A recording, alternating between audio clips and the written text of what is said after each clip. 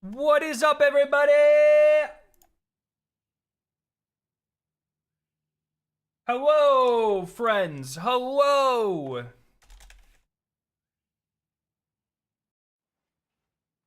Hello, hello, hello. We get a new character either tomorrow or Tuesday, it looks like.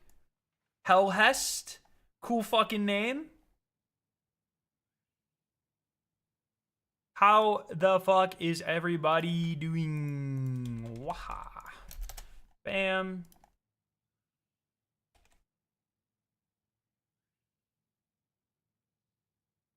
And for everyone on the Twitch side, you're missing out. The YouTube side, the thumbnail was fucking peak. Everyone on the YouTube side, you're missing out. Twitch is way less toxic. Yo, GT, thank you so much for the sub. How are you doing? Welcome, everybody. I love you no matter what platform you're on. What's good? You saw the new character? She's hot. Also, Lord Felwinter is alive. Dude. It's not what I would have led with, but okay. Yes, Felwinter is in Destiny Rising. I bet he will be part of her character quest. Trinity Ghoul is confirmed. It's in the trailer. It's in the trailer. Yes.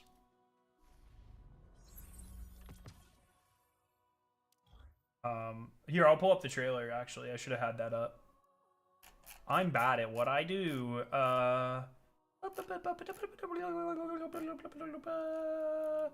Where the mothership fuck is Hellhest character trailer. Nope. This is not even Destiny Rising. Why is Destiny Rising the third fucking... Oh my god, that's so loud. Sorry. Here we go. Character trailer for Hellhest. She appears to be an Arc Hunter, maybe? The Hunter Warlock Titan thing doesn't really matter in this game.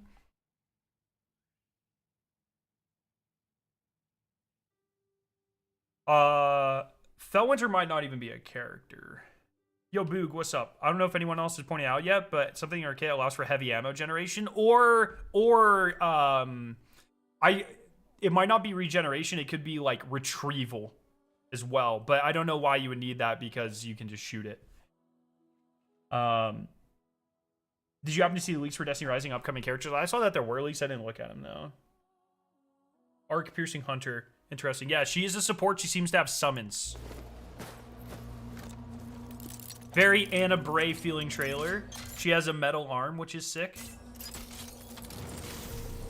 And so some sort of scouting drone.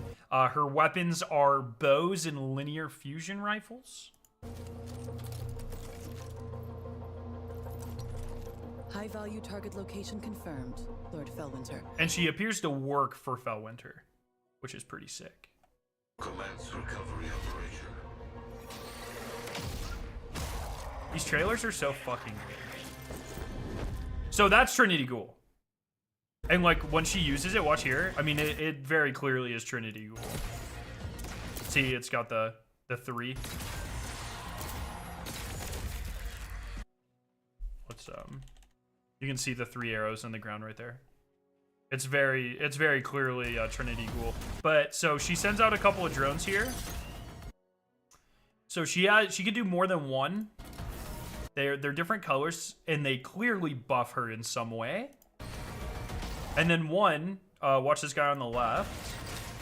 It's going to like scan something, and it's bringing her back heavy ammo,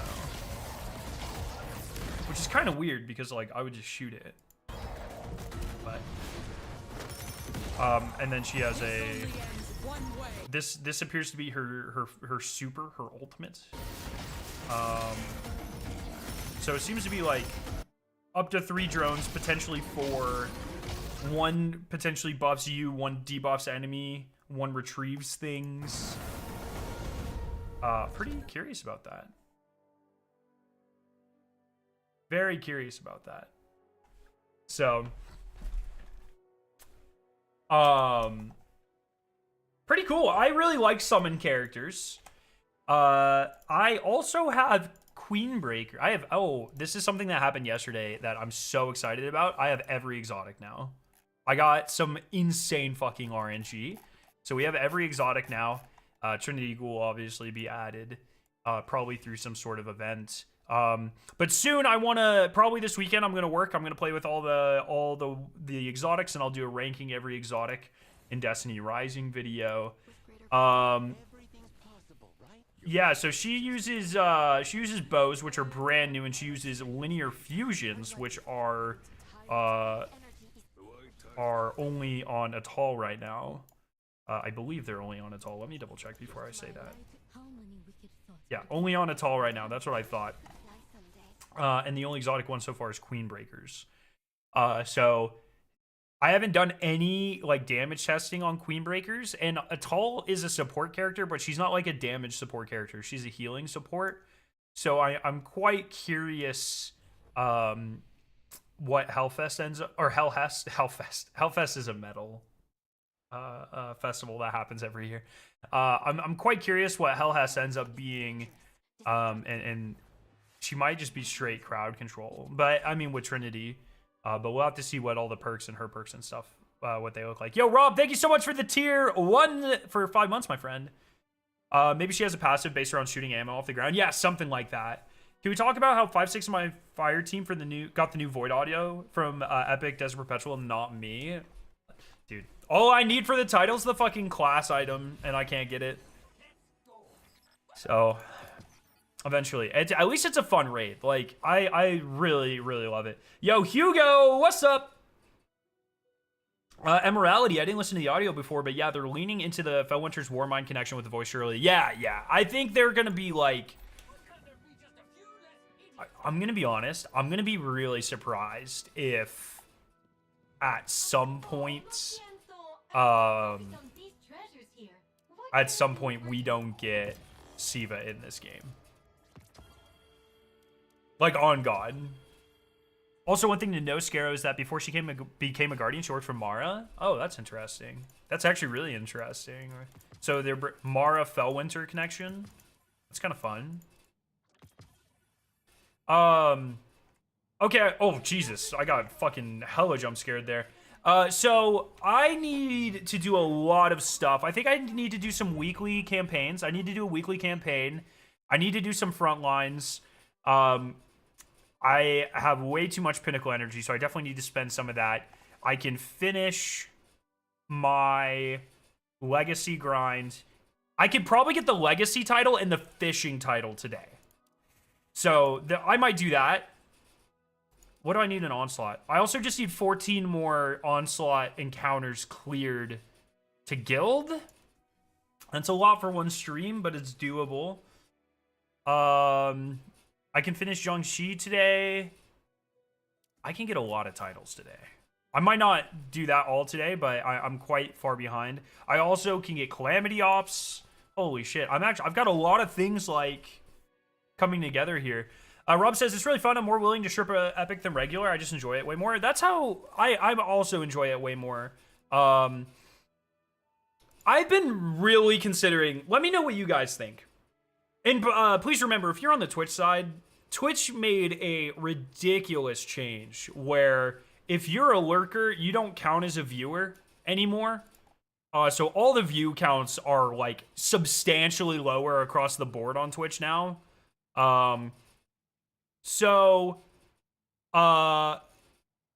If you're on the Twitch side, if you could just type in chat every once in a while, that would be amazing. Okay, I just got some crazy news, chat. Are you in the top 10% for Morgan's Parade? No, I'm not. What do you get for top 10%? Is this something I need to worry about? One second.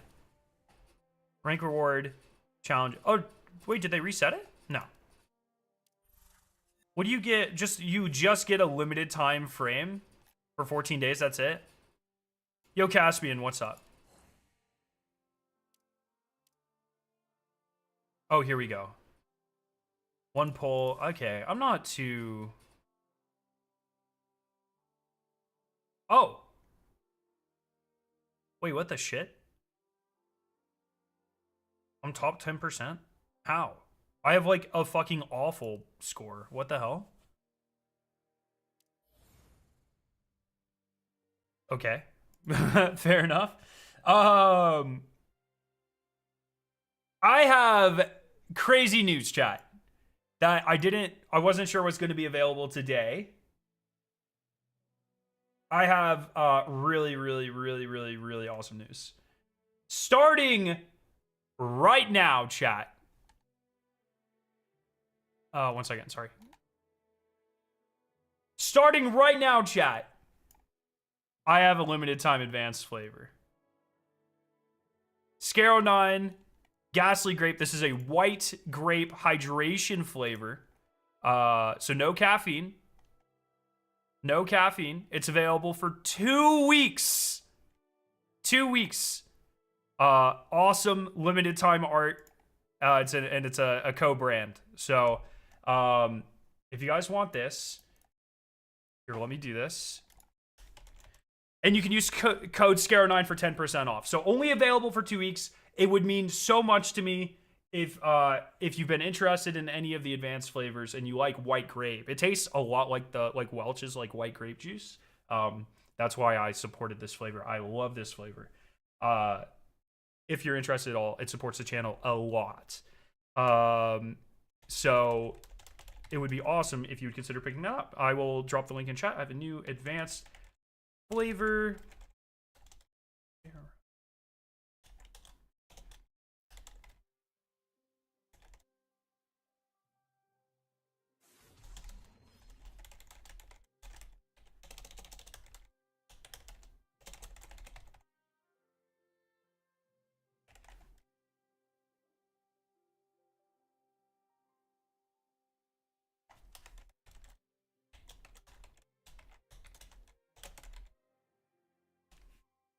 There we go. So if you would, if you guys are at all interested, it would mean a lot if you would pick that up. Like I said, it helps the channel a lot for sure. And the more people that do stuff like this, the more I'm able to do. Like my 2 charity flavors that I did earlier this year did very well. And that enables me to do more opportunities. So thank you all so much for the support. Let me tweet out about this real quick.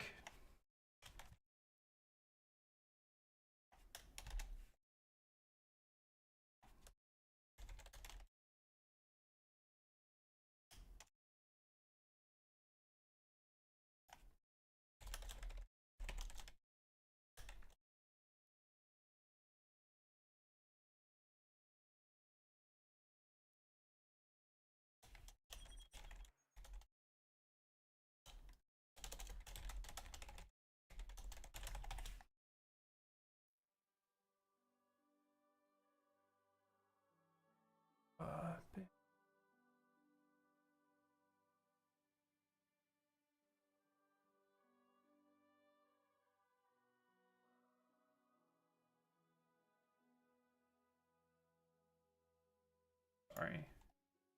Just tweeting stuff out as you do when you live in a shoe, my friends.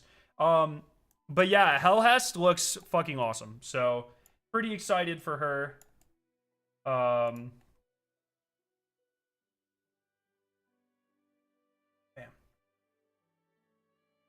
Okay. Do I need a shaker with the powder? You can get a shaker. I mean, you can use, a lot of times will just make it in a glass and stir it, but it dissolves really well generally. So, yo, Hunter, what's up? And let me go ahead. Sorry, I'm going to add this as a, picture on stream, and then I will, why does it say cat? Oh, I was like, what the fuck is that? What is this picture? Okay, that's Emblem.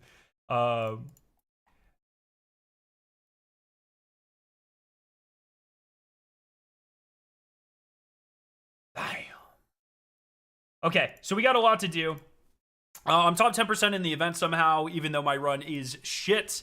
What do we do first, chat? What do we do first? Let's do the weekly mission. Let's just burn through a couple of those. Hell yeah. Yes, there's a new Guardian either tomorrow. Boog, do we know when it would be? It's either tomorrow or, It's either tomorrow or Tuesday, I think. It would be one of those two.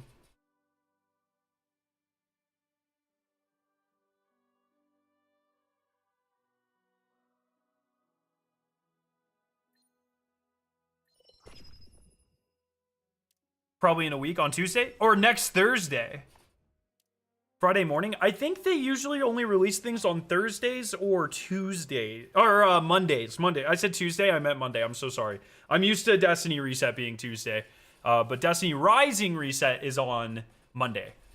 So I would expect it to either be on Monday or tomorrow, Monday, or next Thursday, because they sometimes do maintenance on Thursdays too.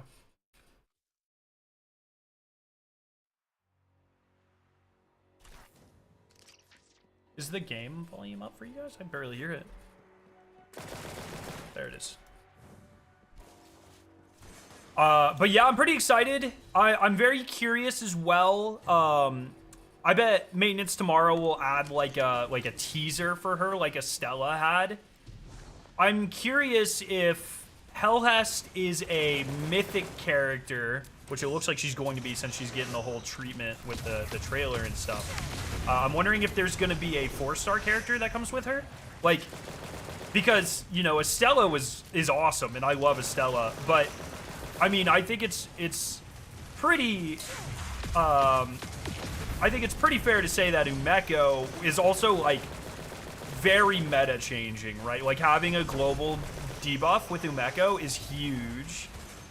And so I'm curious if we're going to have another situation like that, which would be cool. I know there's quite a few characters in the files that are done.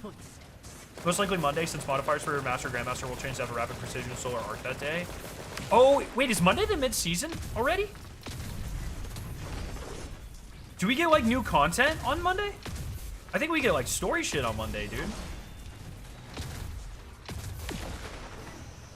It's actually so funny that we're getting new stuff and we're getting a character tied to Fellwinter on Monday. And on Tuesday, Destiny 2 gets a Warmind exotic mission.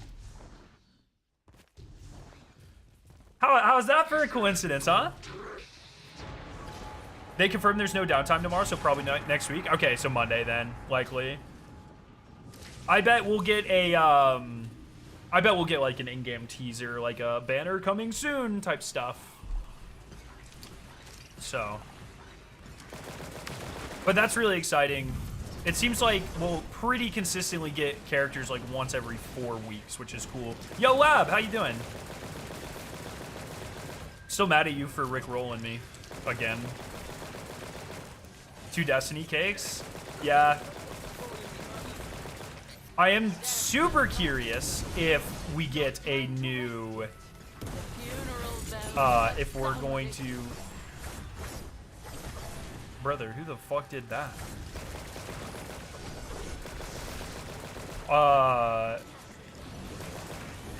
I'm super curious until... Fuck, that threw me off. Lab, was that fucking you?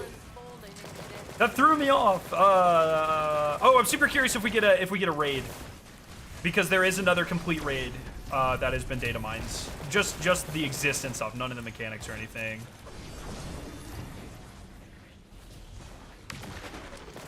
So I'm wondering if that'll be like this next half season or maybe the season after. Because if the raid doesn't come out this like next month or like within this next month, that means it.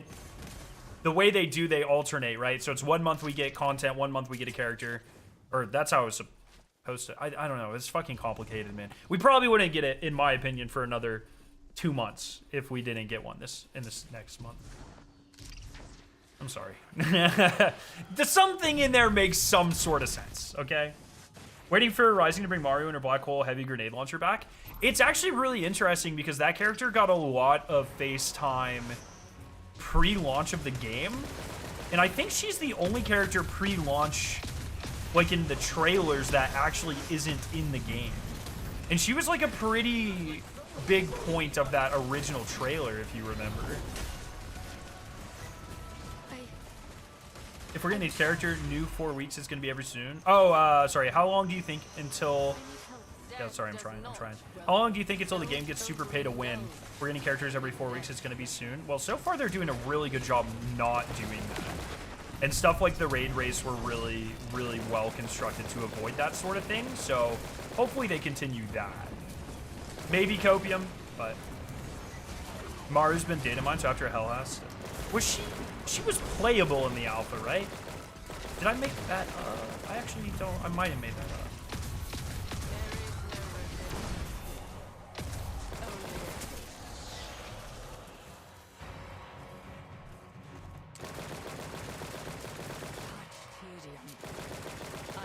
Why am I shooting? What? Can I stop doing that? Free resources are already running dry, not expecting 2 more to be added. Well, I hope, at least with like every season, I hope we get a small boost.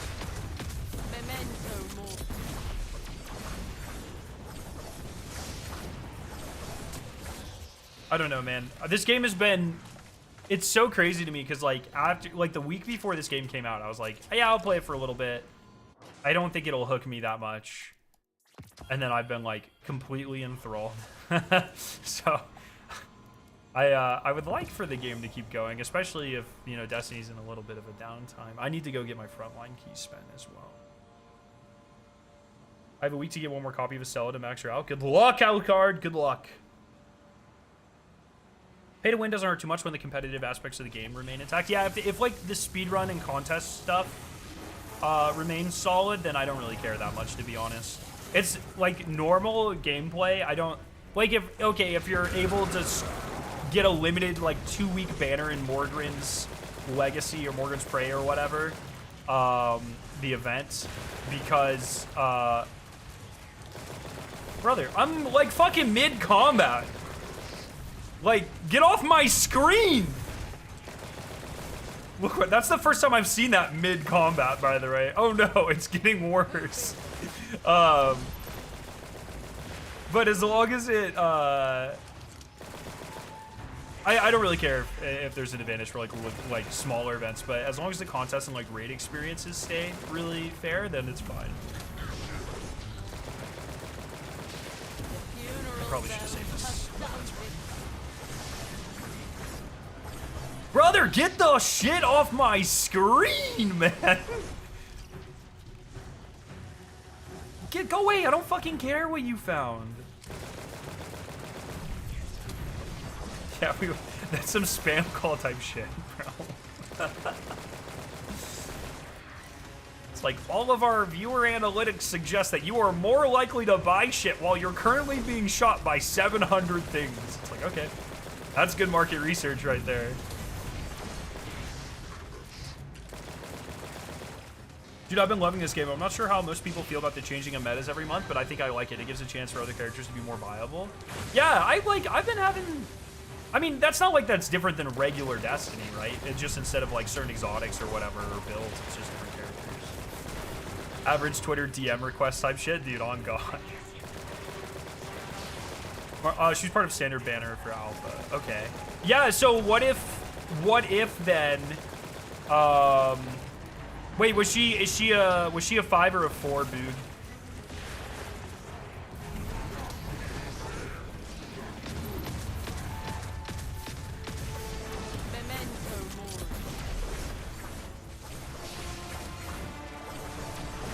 She was a 5, okay.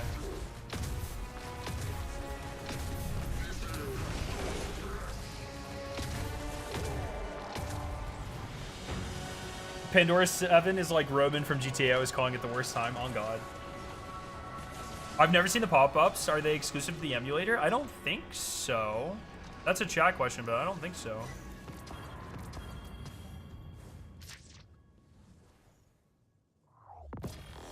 Hell yeah.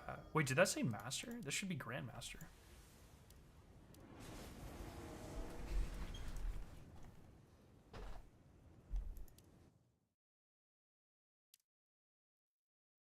I just had a Twitter DM that was, hey, exclamation point, are you an American? Dude, all my My Twitter message requests nowadays are like people like telling me how awful of a person I am, how I should like the world would be better if I was dead, or just like crypto ads. And that's like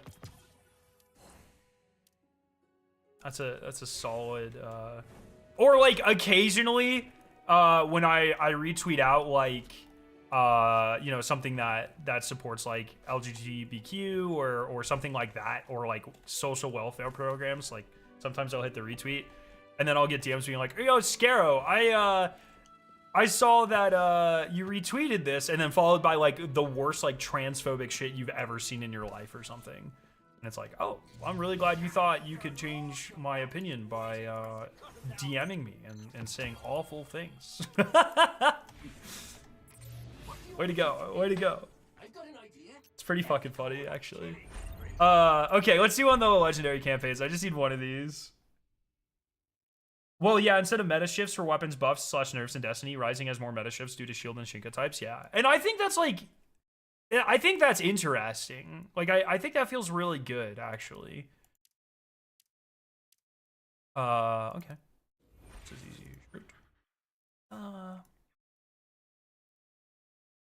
Yeah, fuck him. Bird app really went to shit.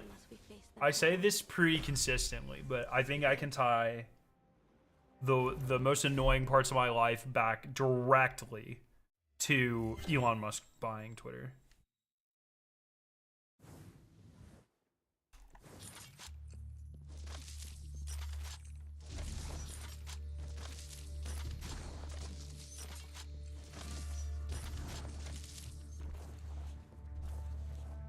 Yo, Evgram. Evgram. What are we playing this on? I'm playing on an emulator called Mumu or Mew Mew. I still don't know the correct way to fucking say that. But it's a PC emulator that emulates an Android phone, and it makes the game look fucking great. Well, that guy's fucking toast.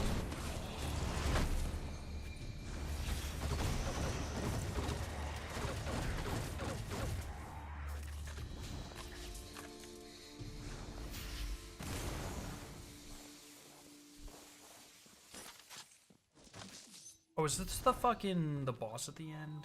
I think this is the GL story mission.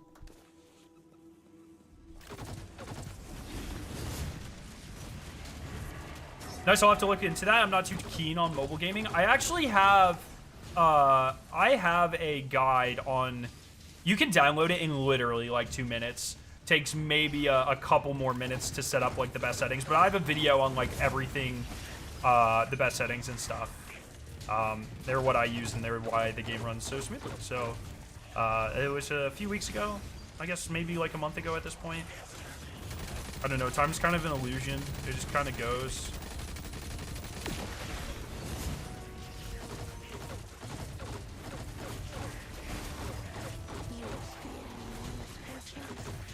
But it is pretty exciting that we're gonna have another summons character, because I actually, Destiny Rising's like one of the only games I've ever played where I'm like, oh yeah, I fucking really like summons characters. Like they feel really good in this game. And if you have oh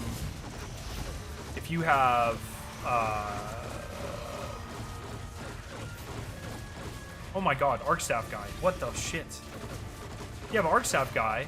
I keep wanting to call him John Wayne, but that's not him. Anyways, if you have him leveled, then you already have good artifacts too. You have a summon set. Have you seen the new Destiny franchise director? Yes. Yeah, Ningfei, thank you. God damn. Sorry. God, Desert Perpetual brain rot. My bad. Yeah, new franchise director's very interesting. And I don't know too much about her. She came from BioWare and Bethesda, which is obviously like a really fucking good portfolio. Specifically, she's joining for Destiny franchise director. To me, that sounds more of like a business role. Just the title sounds like it would be more businessy. Overhead decisions regarding like IP moves and stuff. I obviously don't know if that's the case. But I feel like if it was more game oriented, it would probably have a different name. But what that says to me is, you know, I think there's a lot of uncertainty about the future of Destiny as an IP and Destiny 2 as a game and that sort of stuff. And what this says to me is Bungie is not rolling over. They're really, really, really in this thing, and they want Destiny to succeed. You don't hire someone in this position, I would say, and pay this salary unless, like, you know, it kind of means something. So that's at least my take on it, which is, you know, been revalidated a couple of times, I would say, like the core premise, but it's always nice, especially as the game goes through kind of dire straits, to have further suggestions towards that. Also, franchise is overall doubling down harder on Destiny. Yeah, exactly. I think a lot of people were concerned that, like, oh, since Destiny Rising is doing, you know, fairly well or whatever, or seems to be at least interesting, like, people might have been worried like that was on track to replace Destiny for now or whatever, and Bungie was okay with that. I've seen a lot of theories floating around the community, and I think if anything, this tells me, you know, they are definitely wanting their version of Destiny to succeed, whatever that entails. And someone with a lot of big corporation experience, definitely, you know, their intention is to help build that. So I don't know anything about her, but like I said, seems like a pretty good resume to, like, Monolith Studios. So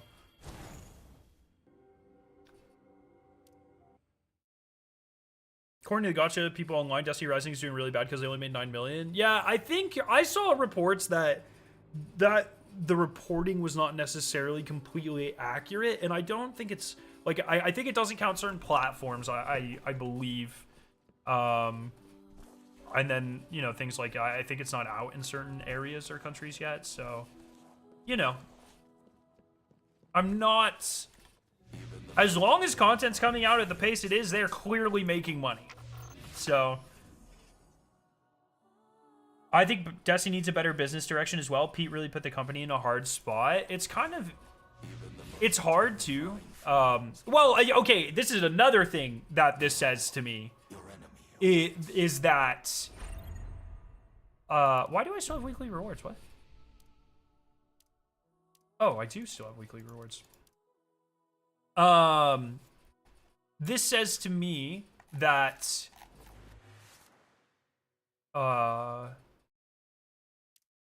which one is this? I'll go ahead and just do this. That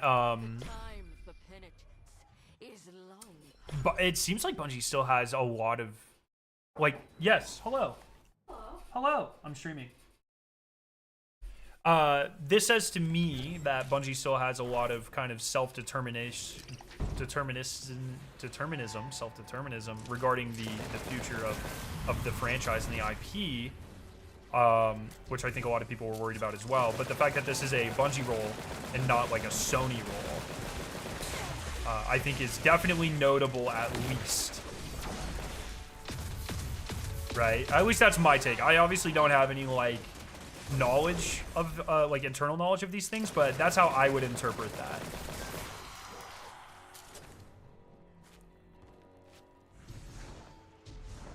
Main concern though is that NetEase paid 100 million to make Rising and then reportedly has 100 million development budget on top of that.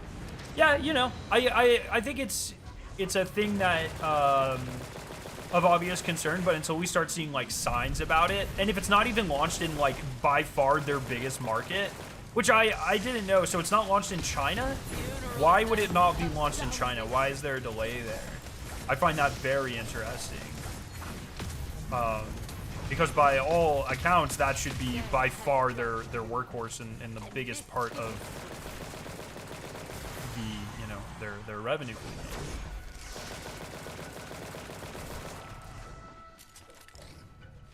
I can send you the job description as a DM on Twitter if you want. Yeah, that'd be great, actually. Or Discord, or it doesn't even have to be a DM. You can just tweet at me, however you would prefer.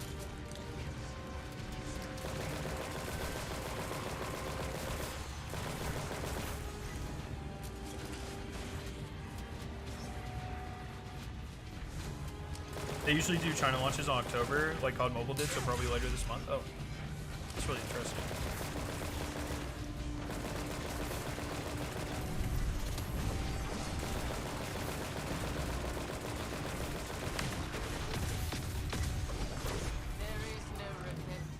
Gwyn is so fucking good.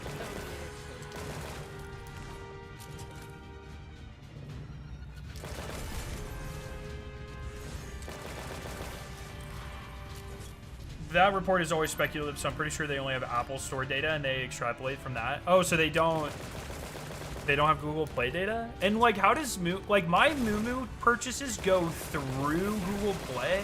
So I don't know like how any of that works.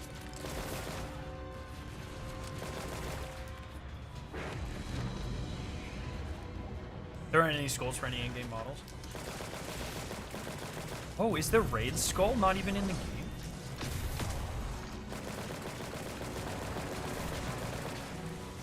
Maxed out concertos hit so hard. I don't doubt that at all, dude.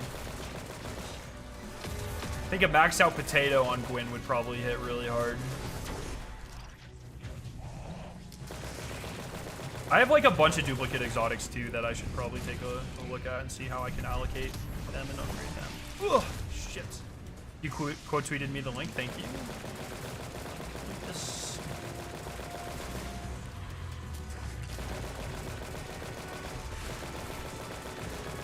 Bro, hit your fucking shots, nerd.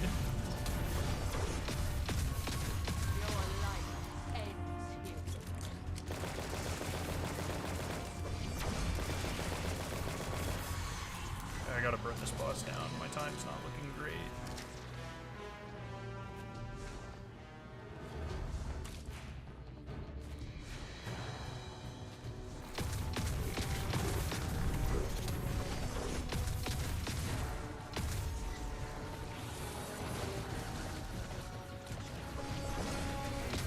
Oh, what?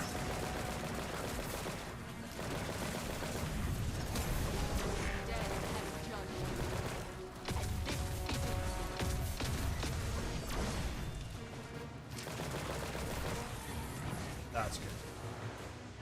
Give me one more concerto stack. Fuck him.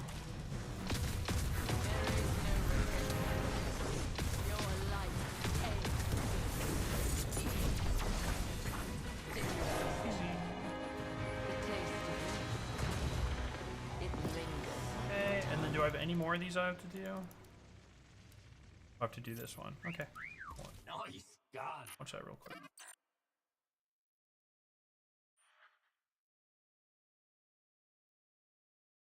I feel like Caber is not the play. Don't worry. Just ignore the statement about Moo Moo not being included because it doesn't make any sense. Okay. Okay. Even then, people are spending $9 million on Rising is good for Bungie since it shows that people are still genuinely interested in the IP. If Hello Games can turn No Man's Sky around, Destiny can't. Bungie can't for Destiny 2. Yeah, it's the Destiny 2 thing's really hard.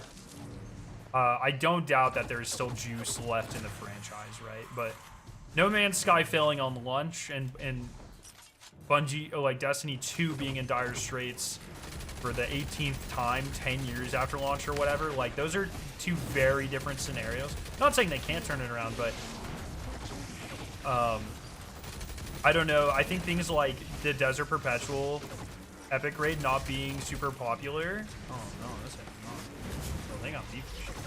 Not being super popular is, I think that sort of stuff is probably the most worrying to me. Like, the Epic Raid of Desert Perpetual is genuinely like 15 out of 10 level content. It is genuinely incredible. And like, okay, I get people not being excited for it at launch, but if people see it and hear people raving about it and still won't come back to try it, that worries me. And so far I've seen nothing that suggests that is not the case. And it also saddens me, man, because it's like, I just think that piece of content deserves recognition. And the people that worked on that piece of content deserve recognition because it is fucking unbelievable. And it makes me really sad that I think it'll go underappreciated. Real shame.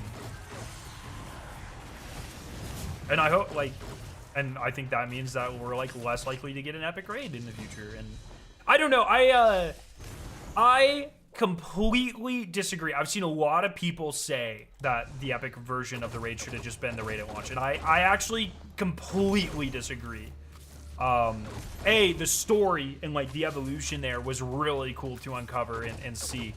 2, I think it is really good, especially in the state that the game is in, to have a version of the raid that's more approachable to like less skilled players, and a version of the raid that's approachable and interesting for higher skilled players, while still being like a a pinnacle or like an aspirational piece of content.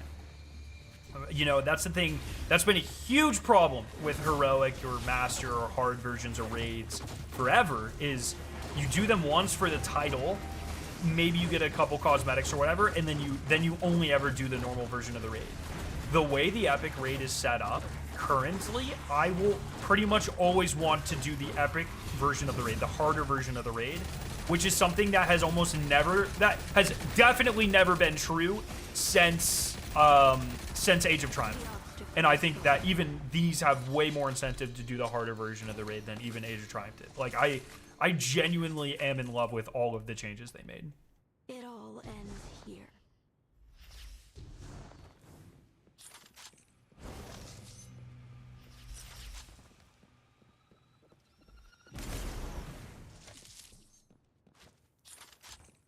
And it's just like, if they release the epic raid as the base version of the raid, no one is doing it. Even if the game's in a great spot, no one is doing it. It's just Salvation's Edge all over again. And arguably, the epic version of Desert Perpetual is harder mechanically than Salvation's Edge to execute. And I just think that is exactly what the game does not need right now. Having a more approachable version in an ideal world is better, in my opinion.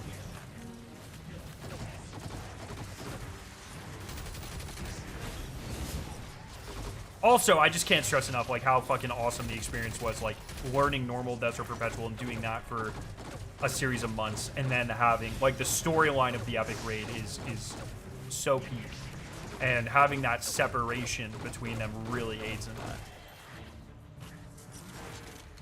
To be fair, even if the game was in a better spot, not many would have come back for a raid. I don't think that is a fair statement at all. I mean, hard mode raids, prestige, like these sorts of things always draw people back in. Never as much as the launch of a brand new raid, but they always result in a player bump. I don't think that's a fair statement at all.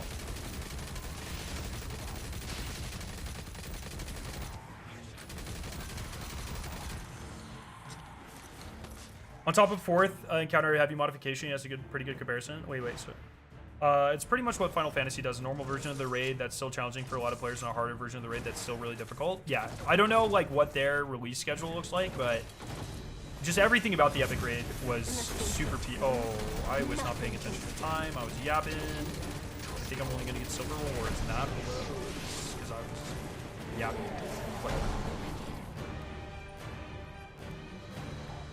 Whatever. I mostly care about the catalyst pieces and the jars anyways.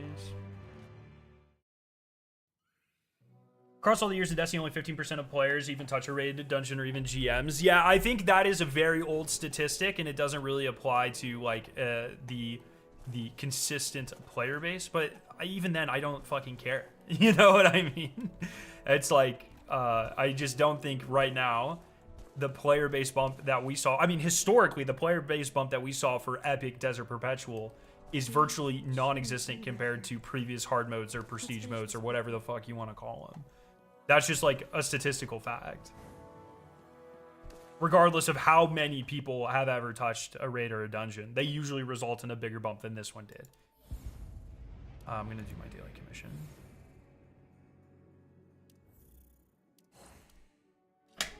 And that's a shame.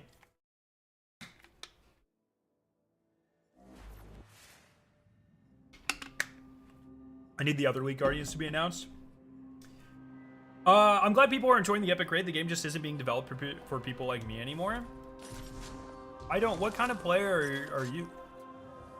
I've seen a lot of people kind of say that and like say that the game's only being developed for like super hardcore people now. But literally, it seems like most of the activity time for Edge of Fate went into developing solo ops, which is specifically made for like super casual players. So I think that's another like inaccurate. I think the game right now is kind of in one of its in-between states where they're not really sure who they're making it for, and they're trying to please everybody, and it's, you know, so much of the effort surrounding Portal and all of these things were in an effort to try to make the game more approachable to new players or returning players. And I think that the core game is really suffering right now for those of us who are not those things.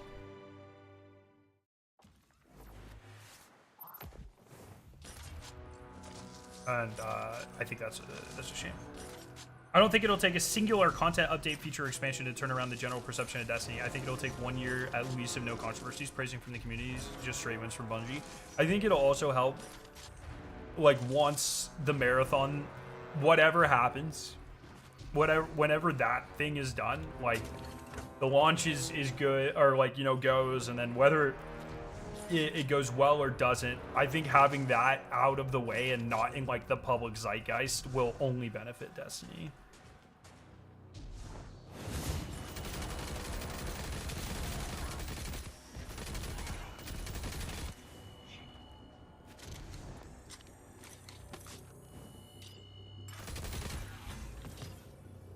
Oh, I was supposed to check this job description. I'll check that after this. Remind me, I want to read this job description of the global franchise director. I opted for campaign seasonal story content. Losing that in crafting in a way killed it for me. The crafting thing, yeah, I think that's something that will always be at odds with for the community, right? Like, I do think like most of the loot chase right now is in a good-ish spot. Like, it obviously needs a lot of work, and the parts that are tied with the portal are really frustrating. But, like, for instance, the loot chase from the raid, I think, is probably among the best that it's ever been. At least in a very long time, which is exciting for me, especially since a lot of the guns are actually, like, pretty good from Desert Perpetual, or at least Copium from Desert Perpetual, that's cool. That's a cool position to be in. And keep in mind, like, my main stance on crafting forever has always been, it should just probably just not be available day one from end game activities. So the whole crafting situation in raids has been effectively resolved, in my opinion, and I think that's cool. I also think the armor chase is the best it's ever been. You know, what problems with the light grind system and the portal aside, I really love the tiered system on armor. Exotics definitely need to be part of that. Tier 5 armor feels so fucking good to get and build craft with, and I just love all of that. I think there's some work to be done with tier 5 weapons, and you know, making it feel not like everything below tier 5 is useless. I mean, even like, I think armor does a pretty good job of that. I use some tier 3 armor in my day 1 Desert Perpetual contest epic mode build because it's more, I still think lower tiers of armor. Oh, I just canceled my dragon. God damn it, bro. Probably said some stupid shit on Twitter. But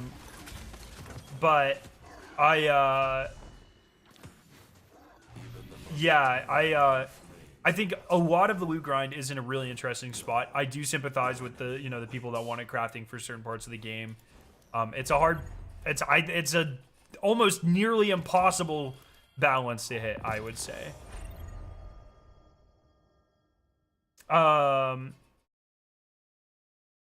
Yeah.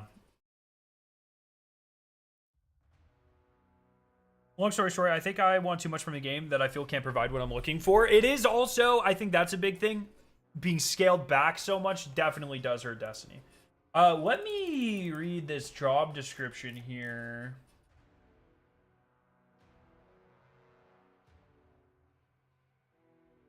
Okay, here we go. Allegedly, this was the global franchise director.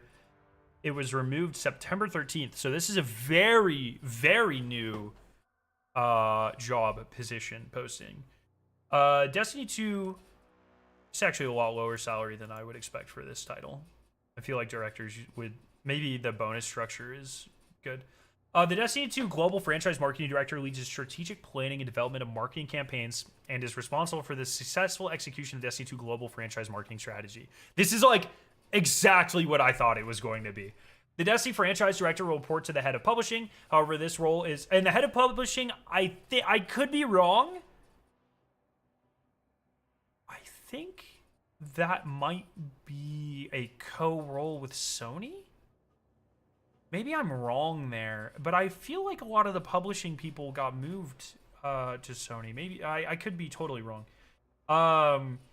Destiny franchise director will report to the head of publishing. However, this role is ultimately accountable for the publishing success of the Destiny IP. This role will also work as a key contributing member to the Destiny 2 leadership team to champion vital consumer insights and analytics to maximize commercial and marketing impact, customer satisfaction, and franchise success. Responsibilities. Develop Destiny 2's franchise marketing goals and objectives and variable marketing budget strategy in partnership with head of publishing and Destiny development leadership. Orchestrate the execution of Destiny 2's publishing strategy through partner teams inside of Bungie, including community, creator marketing, and sales, as well as teams that reside within the larger Sony International umbrella. Everyone tell her I'm awesome, so I get brand deals. I'm just kidding. Including public relations partnerships, international marketing, and consumer products.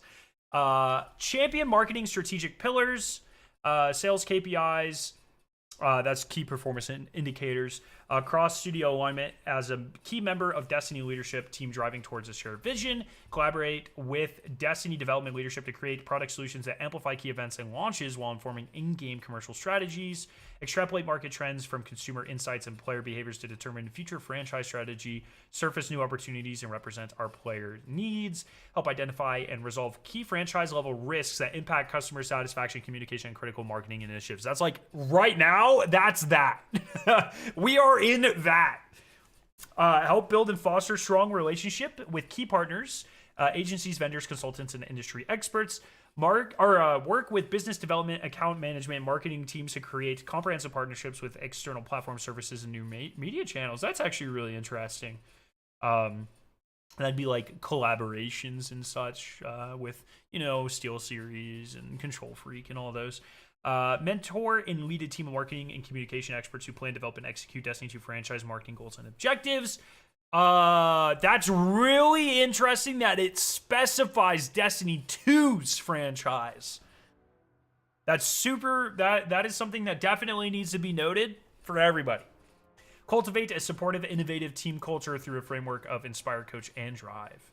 Required skills, 7+ years of experience in marketing roles, with experience leading a marketing team and a proven track record of successfully building a global marketing strategy and taking new products to market with an ongoing live service. Ability to work strategically and collaboratively, to lead alongside executive level team members and individual contributors. Ability to lead, manage, and influence large and diverse teams of people, including creative teams. Experience leveraging consumer insights and analytics to help develop marketing strategies and products. Experience collaborating with games creators to successfully develop long-term franchise plans. Industry expertise, including expansive knowledge of large player communities, enthusiasm for video games, partnership experience in development, publishing, and platform partners to devise and orchestrate effective business strategy and tactics across the world. Strong strategic thinking, problem-solving, business analysis, and data-informed decision-making capabilities. Superior team leadership. These are all very specific. A little tip, if you're ever applying for a job and you're reading through the requirements, modify your resume to have these buzzwords. Like, I guarantee her resume had superior team leadership skills, probably communication. She probably has some sort of certification in Excel and Office and PowerPoint, et cetera, et cetera. Always tailor your, especially for like roles like this, tailor your resume for specific roles and use exact keywords, because nowadays everyone uses AI to filter out resumes, and it's looking for keywords and buzzwords. So make sure you do that. Nice to have skills, experience in development incubation processes.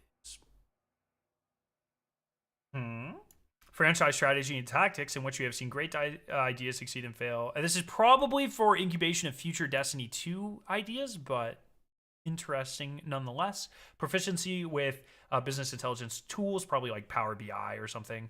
Working closely with analytics and services through an always learning mindset. Okay. Sick. That's exactly what I thought it was going to be. Yo, White Princess, thank you. Or what's up? Sorry. Well, thank you for being here, but what's up? Want to do Morgan's Prey event? I'm top 10% actually, so I think I'm all right. Should Bungie adopt NetEase's raid strategy? Normal mode first, which is easier to get more people in the raid. Do an epic raid with more mechanics for worlds first and streamers go for it. That's kind of what they just kind of did, but there will always be a world's first race regardless, right? I actually don't like how NetEase did this raid, to be honest. I really like the raid and I really like the events themselves, but the world's first event should have been first, personally. By the way, guys, as you can see at the pinned link in chat, I have a brand new advanced flavor collaboration. This is only available for a couple weeks. There's a limited number of jars available. It's Scaronine's Ghastly White Grape. It is a Halloween flavor. No caffeine. It's a hydration flavor, so you can just drink it. It's essentially like grape juice.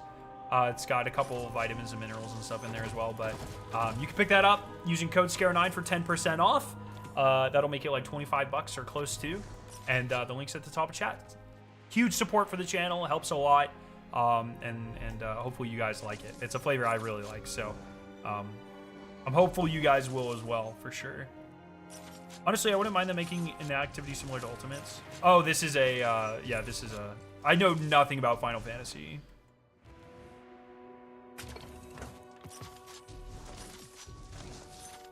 I still think they could make each encounter drop one weapon and one armor. It's gotten pretty difficult to keep builds with all three characters needing to farm. Well, if you make every encounter drop one... Oh, you mean like when you complete it, it drops both? Yeah, I don't mind that. We'll just drink it in addition. It's a you know, use it as a mix-in, GT.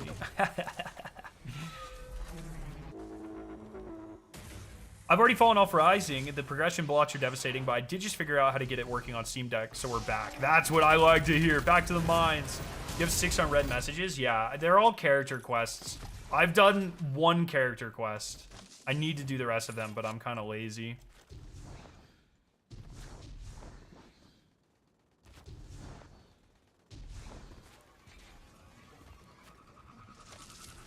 This area looks better than Kepler. I think in large part, it looks like fairly similar to a lot of Kepler, right? I mean, the top part of Kepler, at least.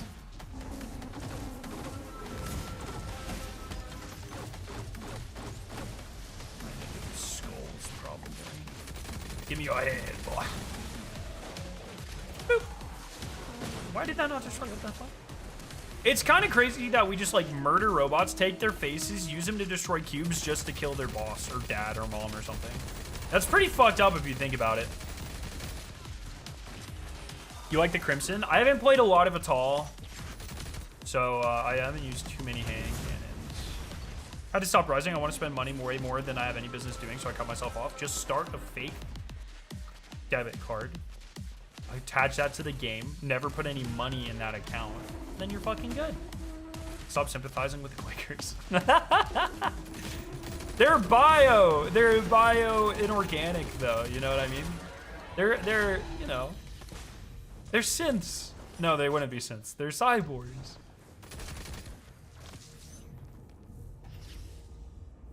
I liked Alien Earth too much not to sympathize with them. Okay, what do I have to do? How many more? I literally think I'm like so close to the Legacy event seal. I think I'm pretty much done. I need to bank a lot of detritus. I don't know. And I just need 3 more runs on a Void character. So I'm gonna do a couple of those. That'll help me spend some of my currencies as well. Make those moats, Guardian. Yeah. Yeah, Alien Earth was fucking awesome.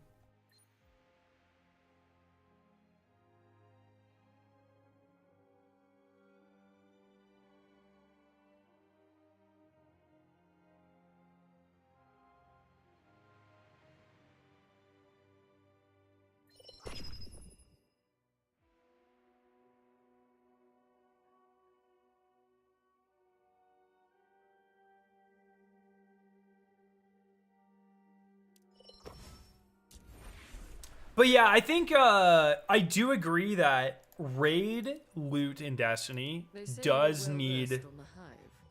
I think this is actually even more true with dungeons. Like, the way they drop loot needs to be completely reevaluated.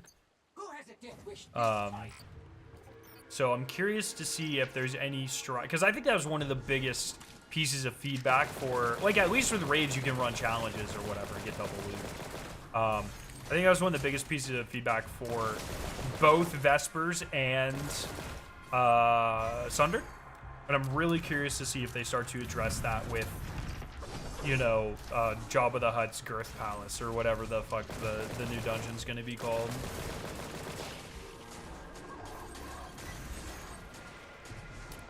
How does Sella do 3.5% damage in Specialist 2?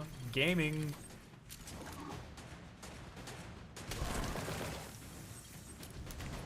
Each feat equals an extra draw? Oh, that would be a fun idea. I don't mind that at all, actually. Yeah, I think that's a great idea. Calamity Success Rotation. Is it still the stupid Cabal Strike that takes 48 millennia to complete?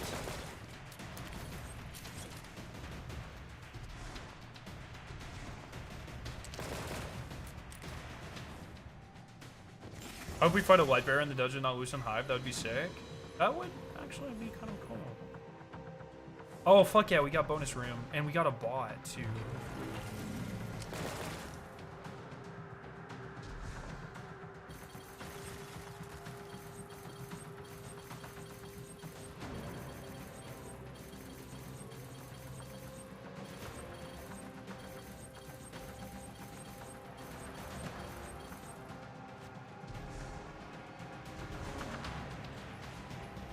Yo, Sweeney, what's up?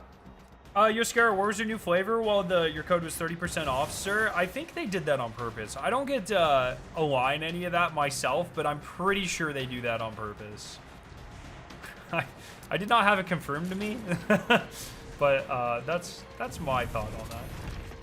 But hey, it's a hydration, so it's cheaper, and you can still get 10% off using code SCAR9. It's true. I verified that.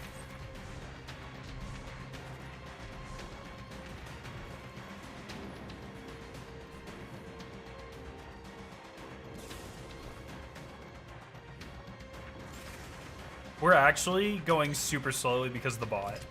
Bank, bro. Fucking bots.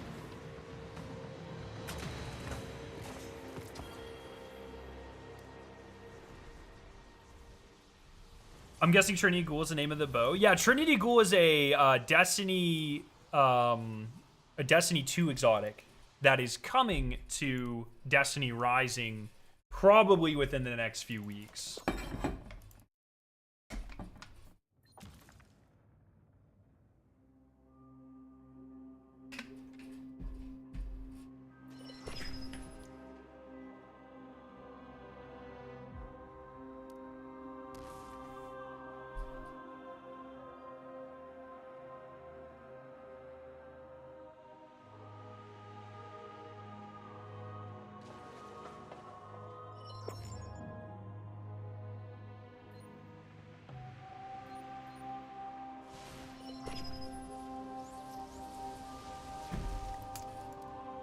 Only Queen Breakers in this game has a different name for some reason. Yeah, that is a little bit confusing to me as well.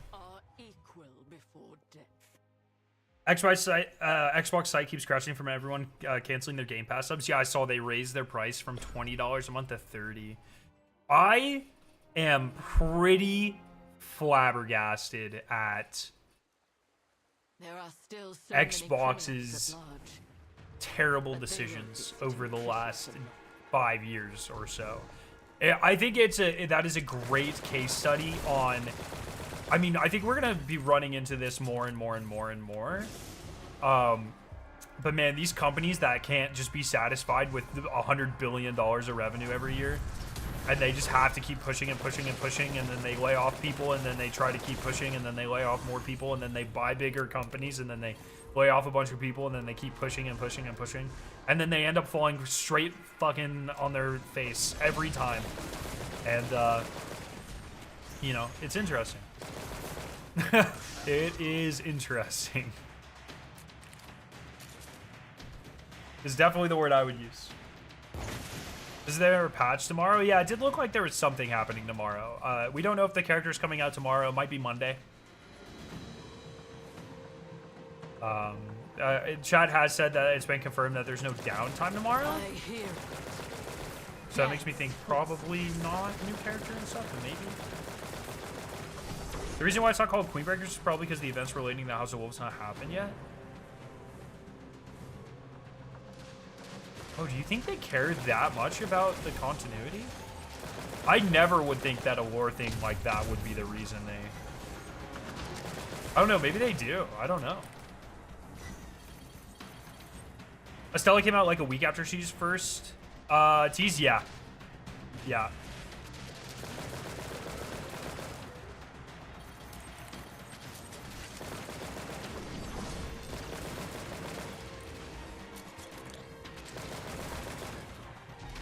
Wait, can we leave? Oh, I think we can leave. Oh no, I'm throwing, bro.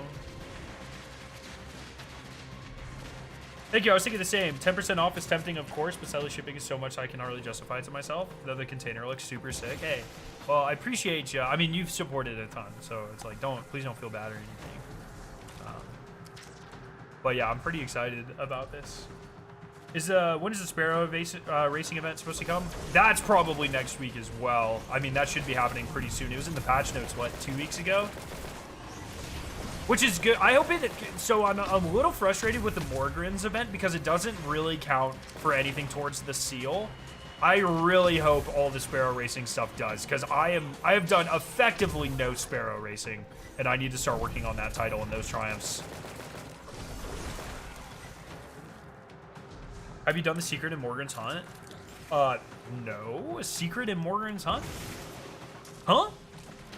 Excuse me?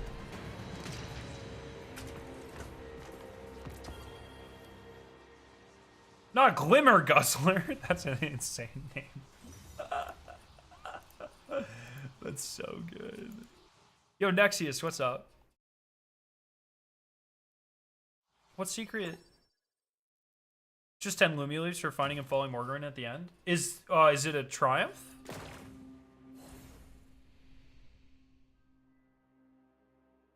Is there a triumph associated with it? What? Mark my words, there are bound to break up in a matter of time. Gwen will soon realize that love is nothing but a false pretense. There is? Oh shit, oh fuck, oh god. Okay, I gotta do it after this. I cannot miss a triumph. We are maximum triumph score gamers.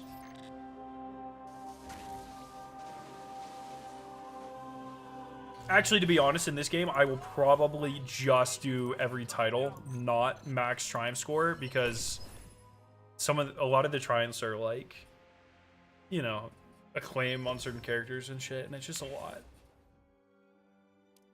It's just a lot, man. Not gonna lie, for a secret, it's kind of disappointing. Everyone told me when this game came out not to get too hyped over secrets in this game, because I guess gachas don't really do them.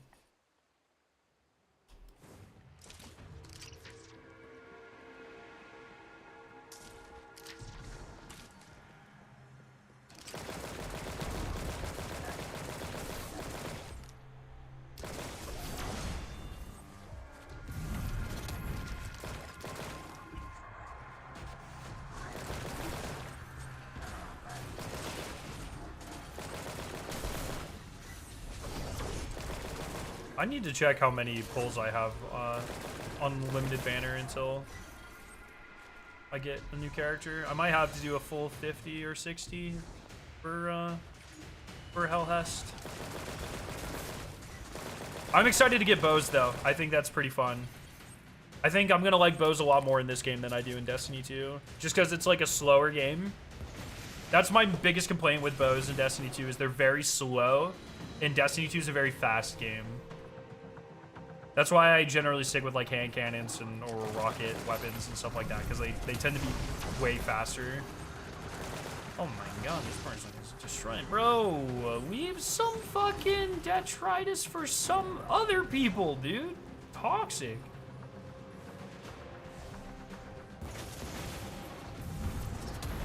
no. Memento mori.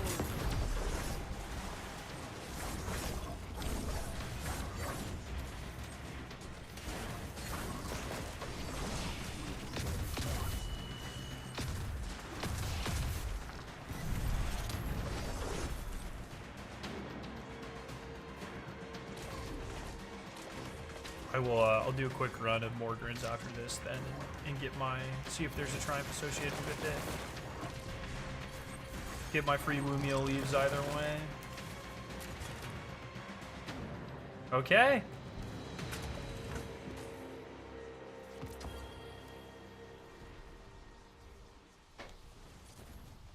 The shop got reset, so at least you can get the free limited banner currency. Oh, good shout, good shout. If a gacha game can feel more fun than Destiny right now, there's an issue. Well, I mean, you're comparing a game that's nearly 10 years old to one that just came out, right? Like, no matter what, the loot experience in this game, if done even half confidently, is going to feel better. I've got an idea.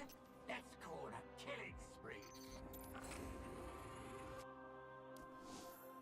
Oh, shit.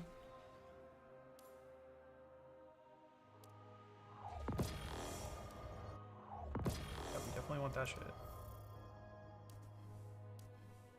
Here it is.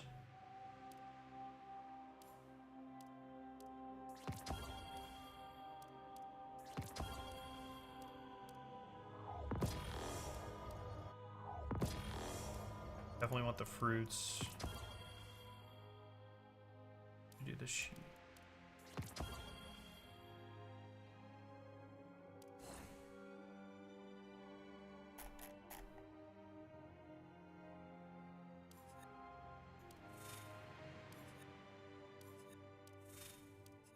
Good. Okay.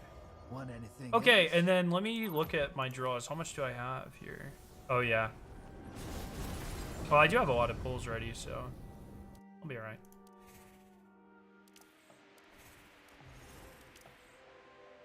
So Legacy, I just need 820 more detritus banked, rather. So that's Freelo. I also have, I'm pretty excited. Oh my god, what the fuck? I just clicked through a bunch of shit. I have a lot of engrams saved up, which is pretty exciting.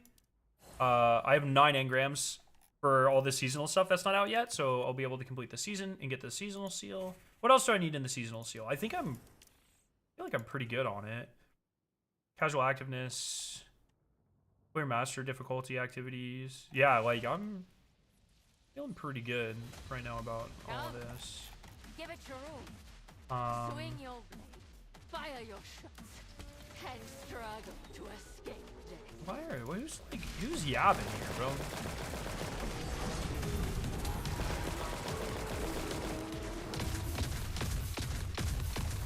And I'm almost max.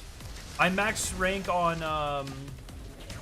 Jiangxi Metro. I'm almost have my last collectible here, which will be this triumph.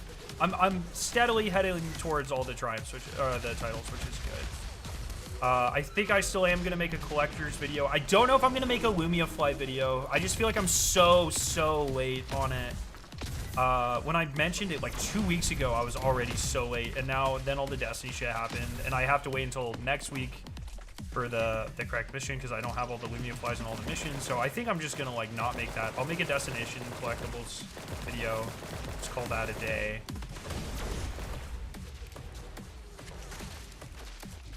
Even though I'm pretty behind on that one too. I feel like a lot of people aren't max rank destination yet, so it won't even matter.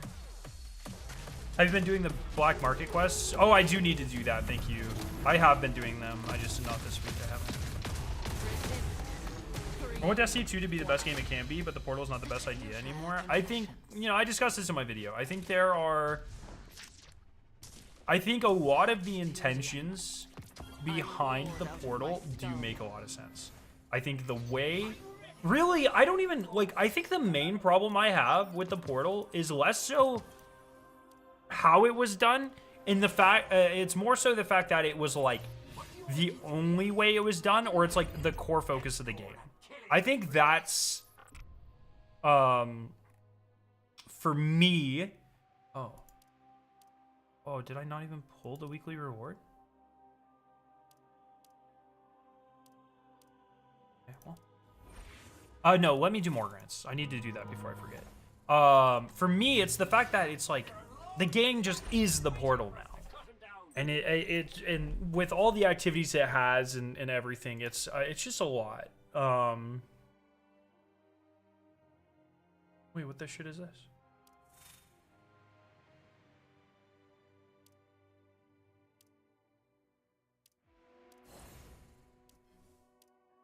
Okay, let me do this real quick. Is this better than Destiny 2? You know. I think Destiny 2 does a lot of things better. I think this game has a lot of aspects that are more fun currently. But like nothing, like I think Desert Perpetual like clears everything in this game, for instance. But the side modes, the raid in this game is actually quite good for what it is. The side modes, there's a card game in this that's really fun. There's a fishing game. The collectibles and triumphs are currently more fun in this game. So.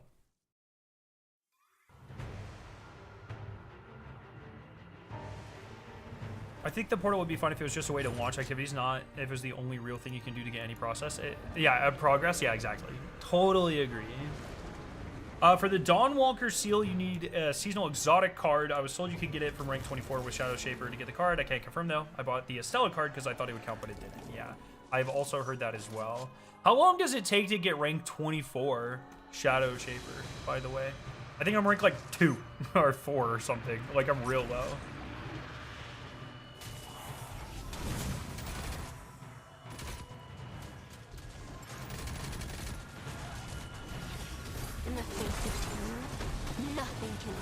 See, the portal pulls heavily from Destiny Rising. It works at Destiny Rising because it's a mobile game.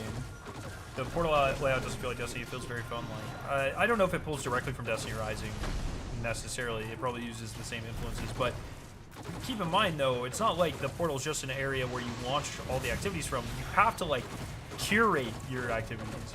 There's like I talk about this in my video, but there's like a whole extra set of barriers there. It's not just go here to launch things. It's go here to launch things. Oh, and you have to pick all the modifiers. And you have to wonder if your rewards are even what you think they are.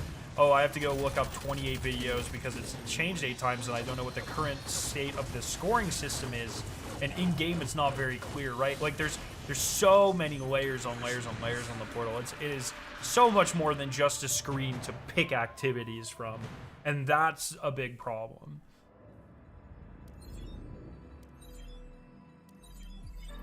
Do you think there will be any way to get the Battle Pass gun when the season ends? Yeah, I'd be shocked if there isn't. At least eventually.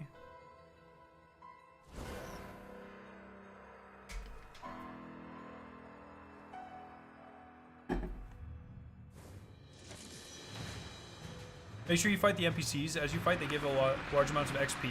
They give XP daily?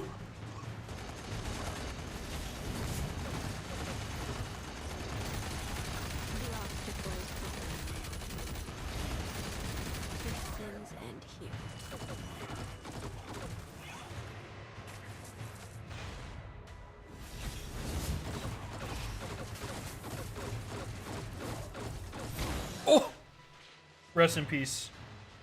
A lot of the NPCs are locked out for duels until you get to rank 19. I was wondering because I was checking the Triumph, and I would go up to like those people to duel them, and it pretty much told me to go fuck myself. So, if you're a Guardian, which would you be? Oh, in real life?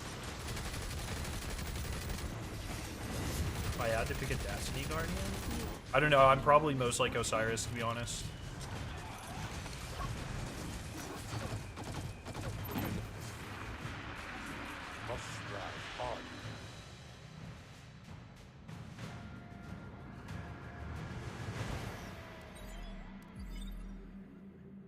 Who's ready to pull for another summoner? I am. I don't know if I'm so curious if she'll replace Kabir for me because I'm such a big Kabir guy.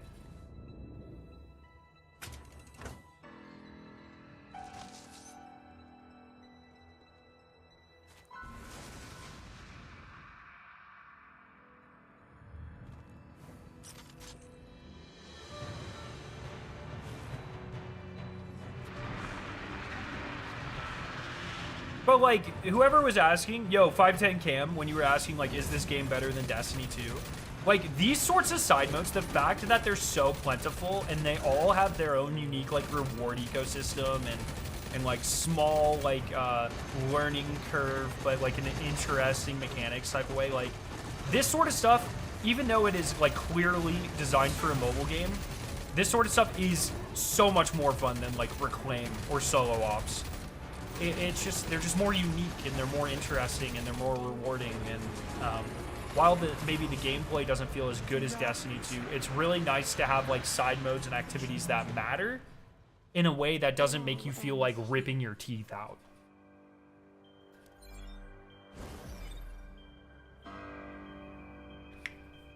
That's a super cool location. Where you at? We are essentially in Morgran, who is an Ahamkara, like his throne world. You can kind of think of it. Not quite the same, but essentially he has his own realm. It's rewarding and it doesn't take 500 years to get minimal gains. Yeah, exactly. It is, but it isn't better than Destiny 2. Yeah, so it is like, that's exactly how I would say, like, is this game better than Destiny 2? Well, in some ways, it definitely does some things better than Destiny 2, for sure. Like, I think that's pretty undeniable. But there are a lot of things that, like, Destiny 2's gameplay is unmatched. Destiny 2, like, the form factor and, like all that stuff, unmatched. Like, you can never have a Desert Perpetual, let alone an Epic Raid or, you know, story as interesting, like, that sort of stuff in this game as compared to, like, when Destiny 2 is firing on all cylinders. But, like, I would say, like, the extremes of the gameplay experience and the feeling of the gameplay experience in Destiny 2 are a lot better. But, like, the general core gameplay loop is a lot more sound and interesting currently in this game. By, like, a pretty good margin, I would say.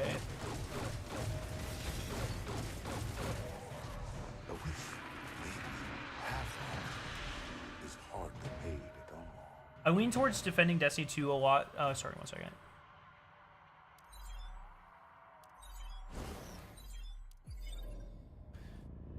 I lean towards defending Destiny 2 a lot, but not lately. And I can say that Destiny Rising is addicting and better with the activities and clan system. Oh yeah, and the clan system's way fucking better in Destiny Rising. It's not even close. You get a whole mountain and a shooting range, like your own shooting range if you're a clan.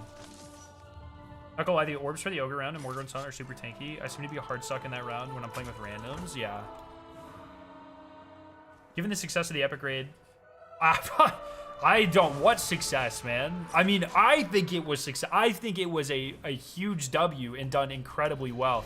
But I would say from like measurable analytics, I don't think you can call it a success. At least not from what I've seen so far.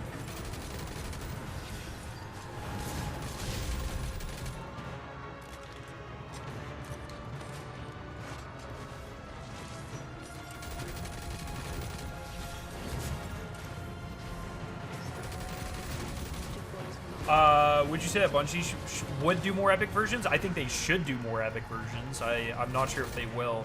I would love nothing more than to see a Last Wish epic or a Leviathan epic mode, something like that.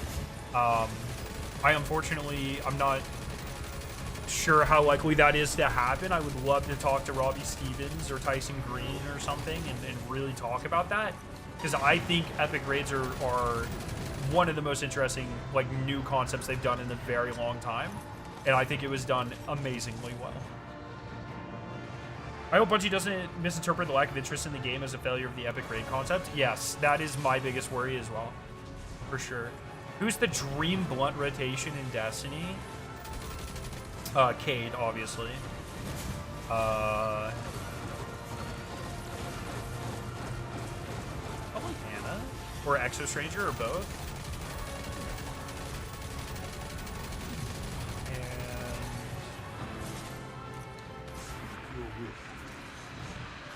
Eris. No, Drifter. And then the Nightmare Blunt rotation. Aramis. Maya Sundaresh.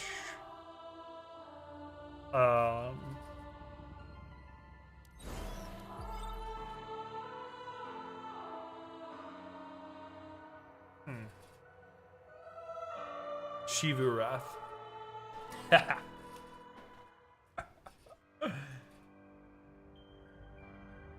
The witness? The witness is just vibing. The witness did nothing wrong.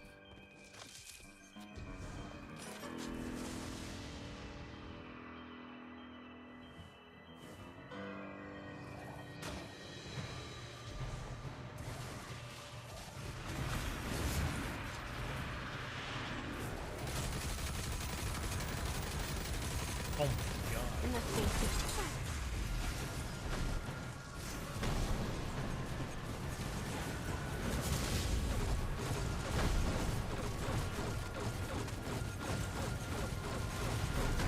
You are unfortunate.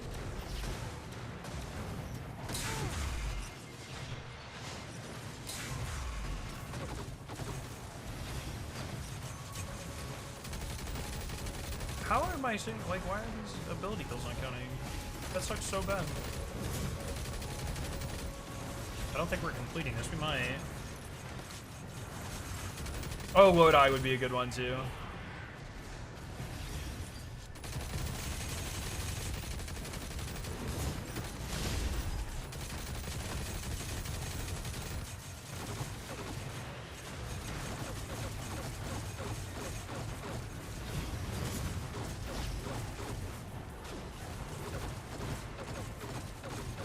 The obstacle is gone. Budgie having its Destiny grind focus on solo ops might be been the worst decision they made. I don't think that was a decision. Like, I am quite confident that was not intentional. Your journey doesn't end. Must strive on.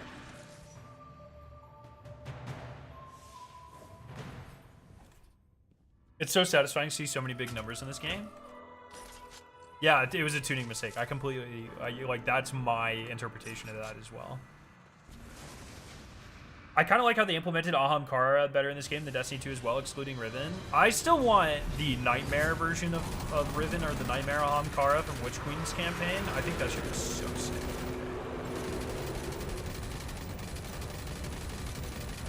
Bro, I need someone else to shoot orbs with me, please.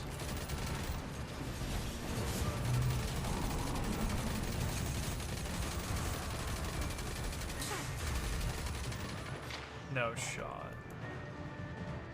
Yeah, I think we wipe here. Tragedy will not strike twice.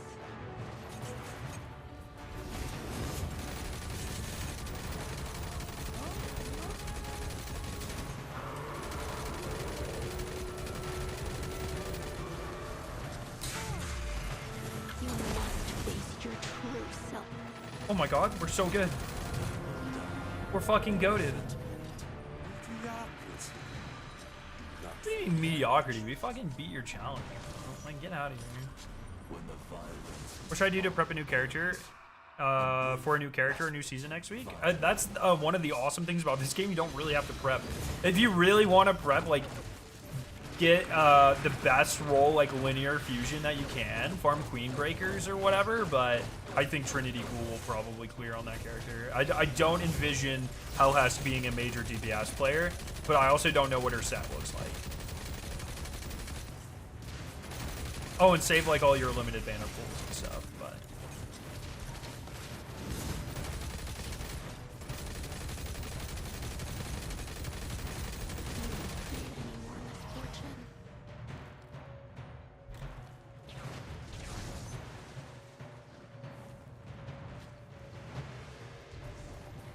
Oh, I was not paying attention to the bonus.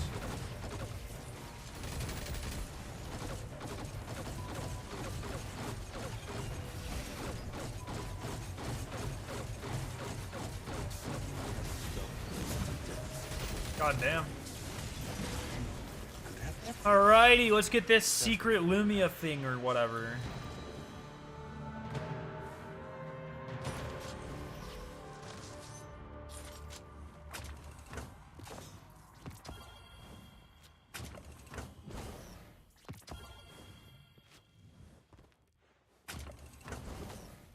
Have you talked about the Bravo situation yet? Shit makes me a little dumbfounded. That's the sort of thing, man, that I do not want to touch. Like, I don't know many of the people. I know some of the people involved, but I don't know many of the people involved.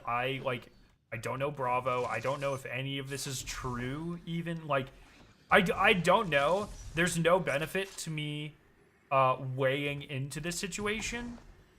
Unless I'm like farming clicks or whatever, and I'm not like a jackass, so I'm not gonna do that. Full well, there is always a better solution.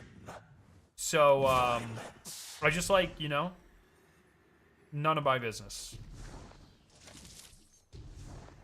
So that's where I am with that. I don't know. I don't, you know.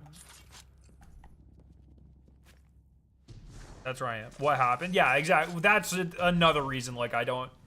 This isn't really a situation that needs more eyes on it. So it's like, even by acknowledging it or talking about it, like, people that have like no business knowing this stuff or chatting about something that may or may not be true, like, it's just a lie, right? Like, we just, I don't know. I'm not here to start like a gossip train or a burn book or whatever. Like, I'm just, I don't know. This is for not me to discuss. Dang, by the way, I was surprised to see I randomly joined up on you. Hell yeah. GG's. No clue who or what this is about. That's honestly the way it should be.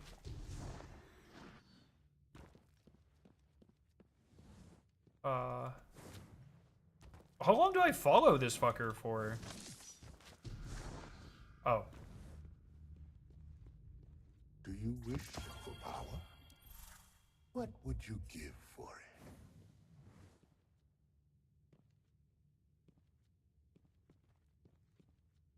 When did it give Lumia? I don't think that gave Lumia. Even the most terrifying flames cannot stop you. Oh. Patience. Okay. The Lord demands. I actually should have kept that Growing. item. That would have been cool to have in the inventory. Okay, let me go see if there's a front lines going on. I'll do that.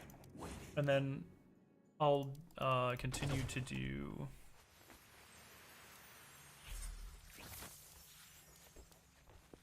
even accommodations in this game are better, man. For power.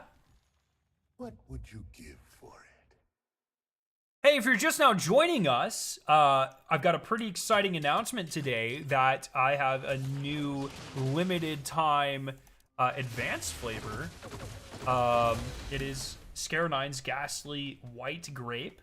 There you go. It is a advanced flavor, Halloween themed, available only in limited quantities for a couple of weeks. You can use code SCARE9 for 10% off. The link's at the top of chat.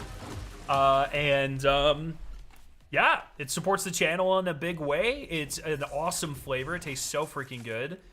And it's only here for a limited time, so make sure you take advantage of that. Thank you guys so much.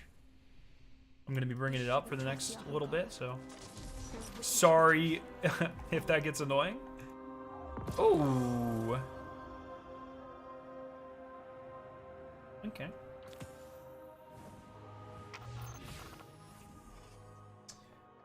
I'm thinking about full committing Ninfei because I feel like he might be even better next season, potentially.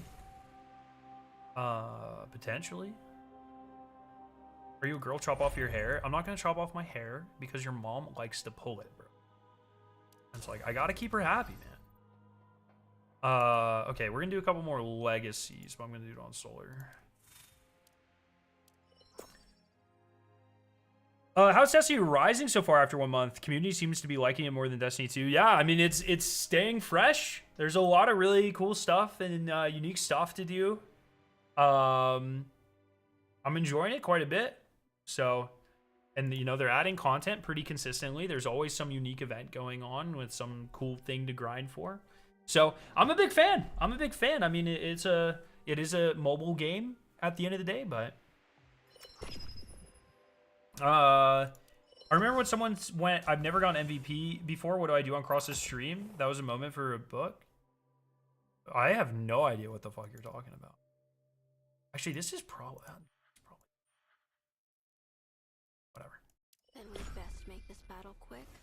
I don't think I know what you're talking about, Bear Paw Beats.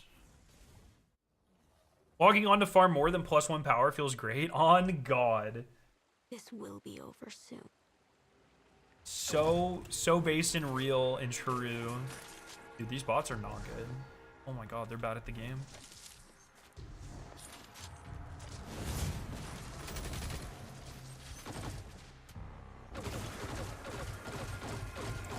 Wasn't T-Rex involved with the initial idea of recommendations because she was the driving force beyond the in-game fire team finder? Would love to see her or her colleagues reiterate further. I don't think T-Rex, I don't think she works at Bungie. Am I wrong? I think she was part of the layoffs a couple of years ago. I think. I could be totally making that up.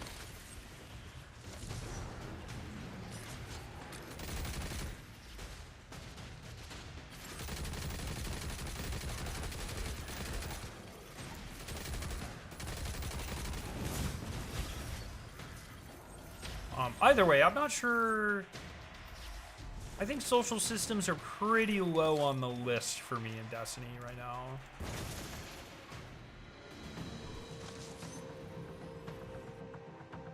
Artifact refactoring is probably the biggest pain point of the game. It's just one of those things where I just click until it's like, this is a better one. Are you sure? And I'm like, all right, I'll use that. And I just do that a bunch of times.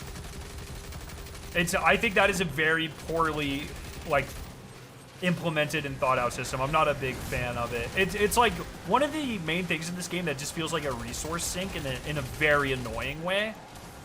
So it's just like, all right, I'll just click the button until we're good. Totally agree though. Totally agree. I just started and I really like it as well, but I just hit a level 80 team level and level 14 claim.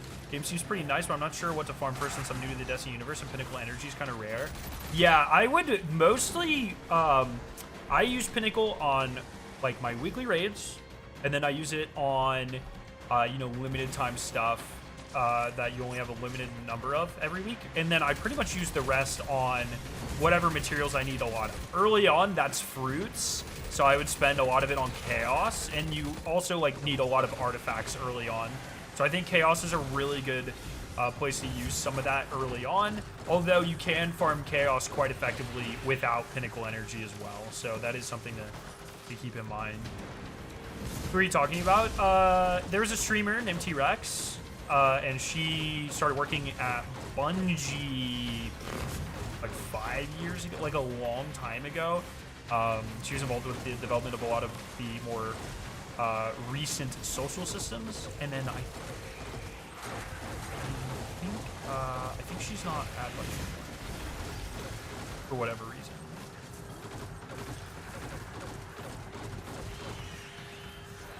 Just takes a lot of resources to max, yeah. I think one of the major pain points for Destiny that will come when Renegades comes around is a power reset. Yeah, look, man, you're preaching to the choir here. I told them no one was gonna like that so long ago. I'm still adamant. Like I was like, the power thing where it caps halfway through the season, and they showed us a graph, and I was like, what is that plateau? And they were like, oh, we capped the light halfway through a season. And I was like, I think my exact words were, that is horrible. People are going to hate that. People on Reddit are going to freak out. No one really likes light leveling anyways. And I knew that shit was going to be a problem. I knew I was going to hate it. I called that shit like goddamn near a year ago at this point. And it's, you know, it's always nice to be right, but man, it sucks to be right.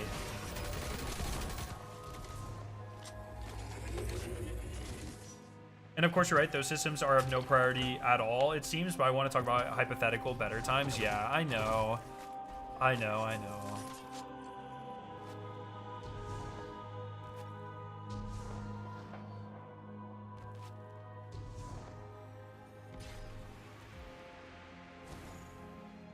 But, you know, it's just the reality nowadays. It's fine. Like, you know, whatever happens, happens.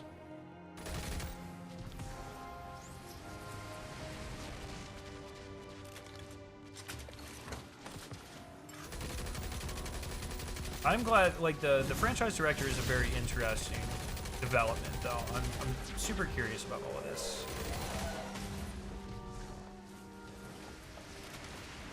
I am really curious, like,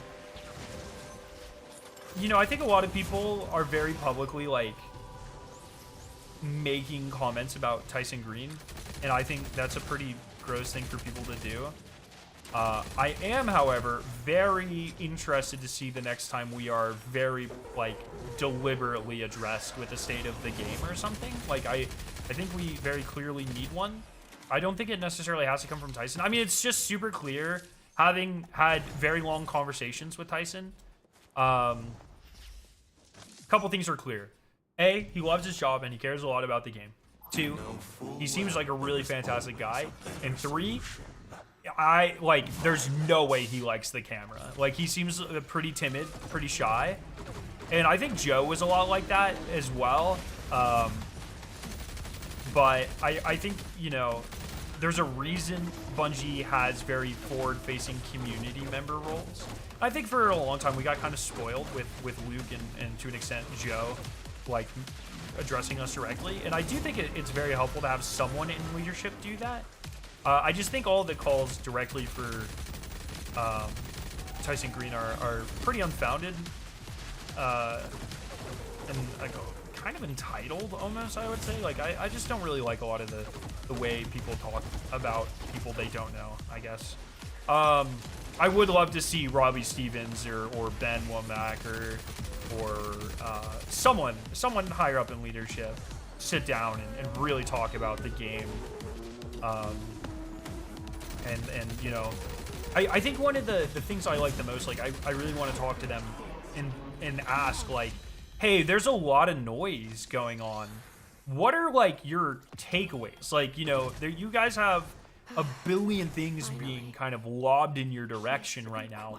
What are you actually hearing? Like, what are the things you are actually, like, keyed into and, like, you are hearing? And how does that affect how you think about the game going forward? How are you distilling all of that down to single, more digestible, like, bullet points, right? So, because you can't listen to the entire community. We're always fucking arguing with each other and saying shit that doesn't make any sense.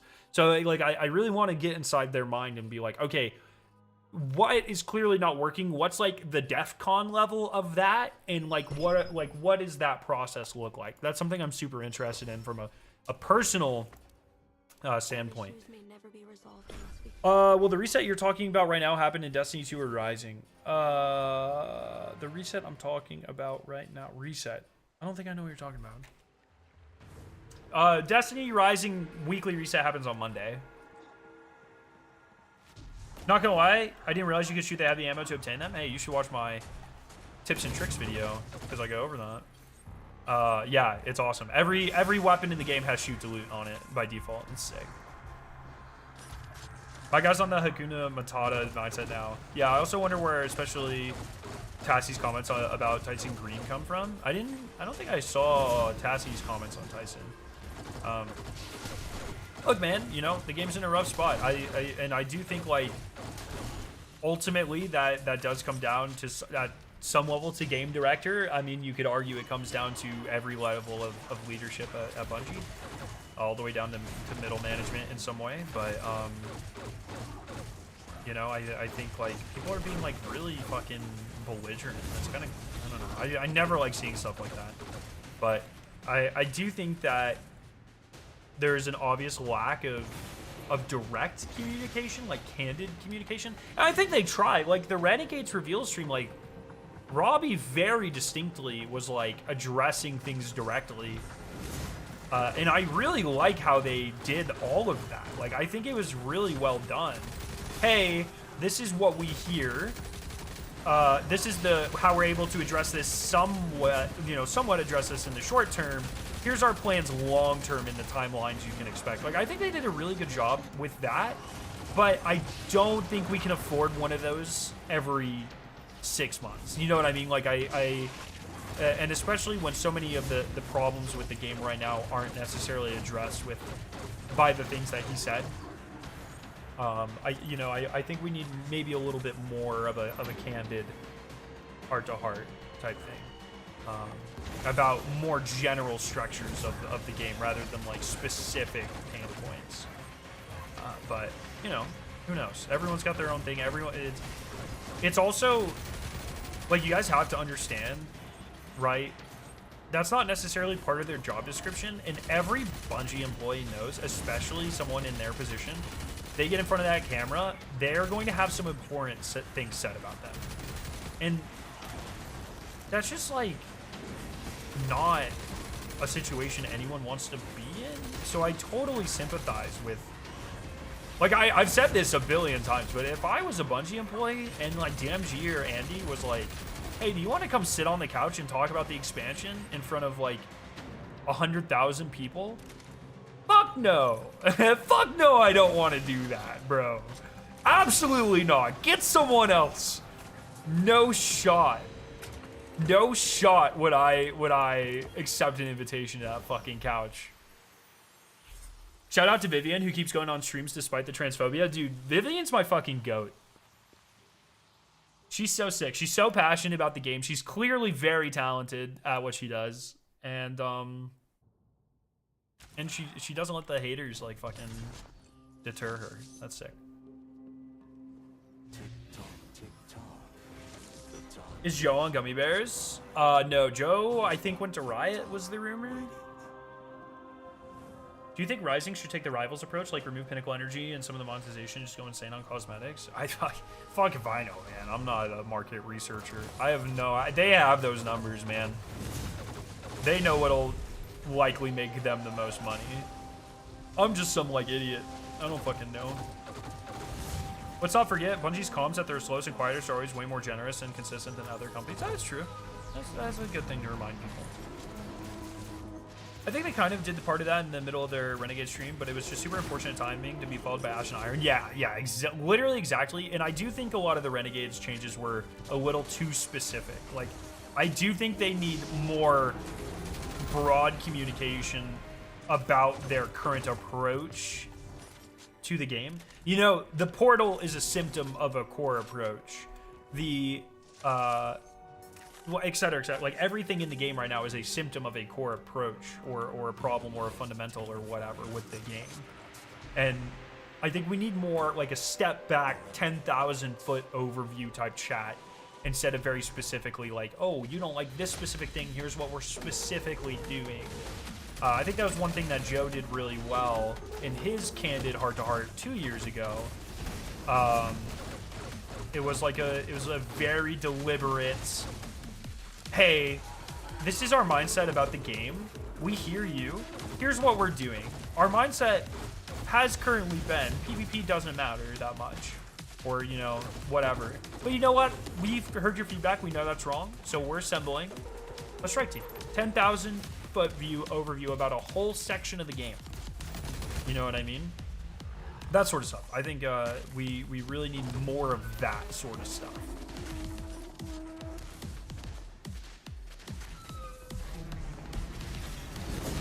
You must face your true self. Gotchas make way more money than just skins, especially when you have the gacha and the skins too. Yeah, I guess that does make sense.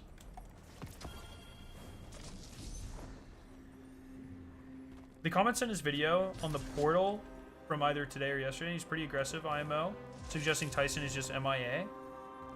But I'm not sure if he strictly means publicly. Yeah, there's no way he doesn't just mean publicly. I don't know. I don't know, too. Paul's usually a pretty, like, reserved guy when it comes to that sort of stuff. 500 more banked. All right, I am almost done with Legacy, so I'm just gonna go run it a couple more times. Be done with that title. Never do this activity again. Oh, I'm still doing Void. Let me change. I'll go to the core.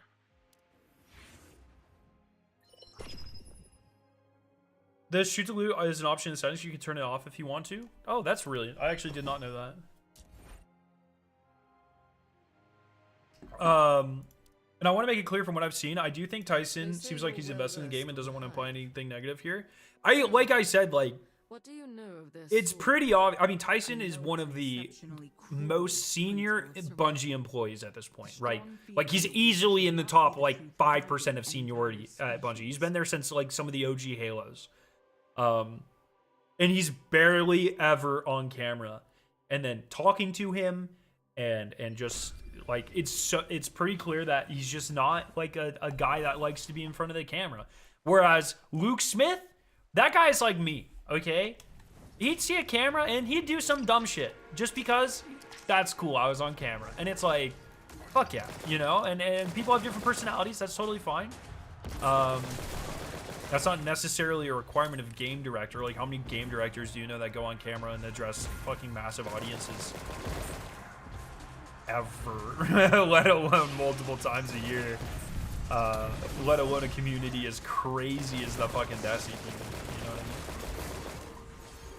I mean? But I do think people over the years have come to expect some sort of parasocial relationship and constant feedback with some form of leadership at Bungie. And I think DMG and Andy and Cosmo and Bruno and all of them, I think Mitch, I think they all do really fucking awesome jobs. And when they're in front of the camera or typing and stuff, I think they do a really, really good job. But I think sometimes, like, people want to maybe feel like their problems are being heard in a more serious way if it's their bosses talking or higher leadership talking. And I think that's an understandable, especially based off of how the communication has gone over the last 10 years in Destiny. I think that's a very understandable kind of mindset to have evolved into now. So when I say that there are certain community members who are culpable for encouraging the state of the community right now, that's the shit I mean. Community leaders, I mean. Yeah, I think a lot of people don't think about what their words or actions or lack thereof result in. I think the Bravo situation is a really good example of that. And I think there are people that kind of take advantage of that and really exploit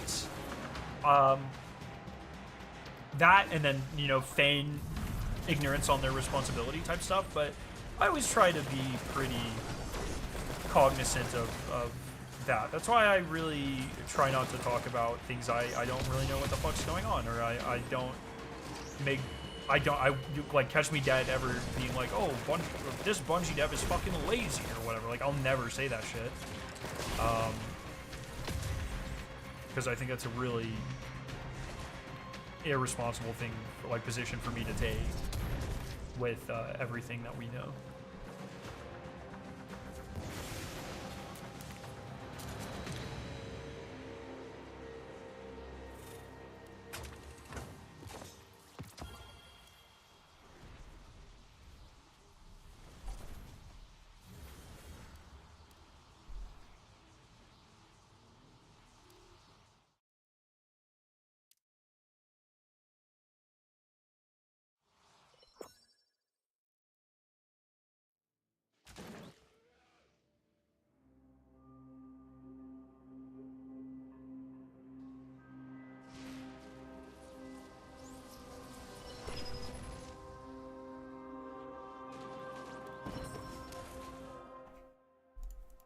Bungie finds unnecessary ways to make their games more complex than they should be. Look at Halo and Forge mode. It's what makes their success, but it's a double-edged sword. I would say a better way of saying that is I mean, this is the over-delivery thing, right? Like, people hate to hear it, but Bungie tends to be incredibly ambitious with some parts of their games. And I think that sets a standard. And then, still so many criminals at you know, large. I think that is both good for them and bad for them. Their standard of setting the expectation of being more in communication and having a more parasocial relationship with their community is one of the things that sets Bungie apart. But it's also one of the things that in times like this ends up getting them in trouble, right? And I think that's that way for a lot of things.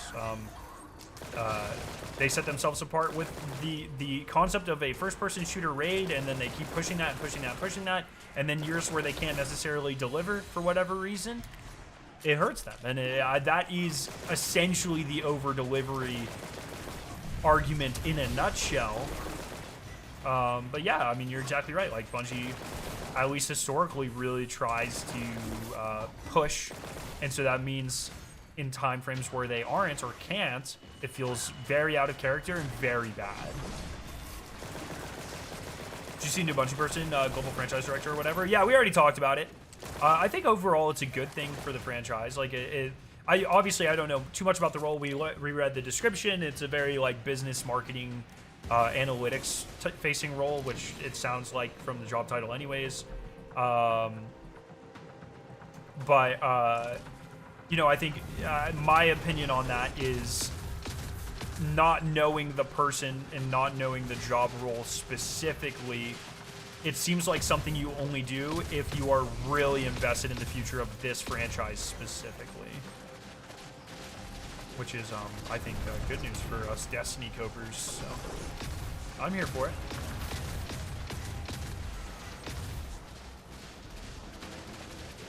At the moment, they're being incredibly ambitious with the Eververse the most. You and Dado are really good about taking care to clarify what's your opinion, what's just speculation. Other leaders do not. Like Tassie taking your video about Iron Banner armor, which you specifically said was speculation, and presenting it as accusatory fact. Did he take my video for that, really? Or Cross saying it's a fact that Bungie abandoned Destiny 2 for Marathon? Yeah, that's just, I don't really like using that rhetoric. But, you know. Like, I didn't get to deposit my last ones, that sucks.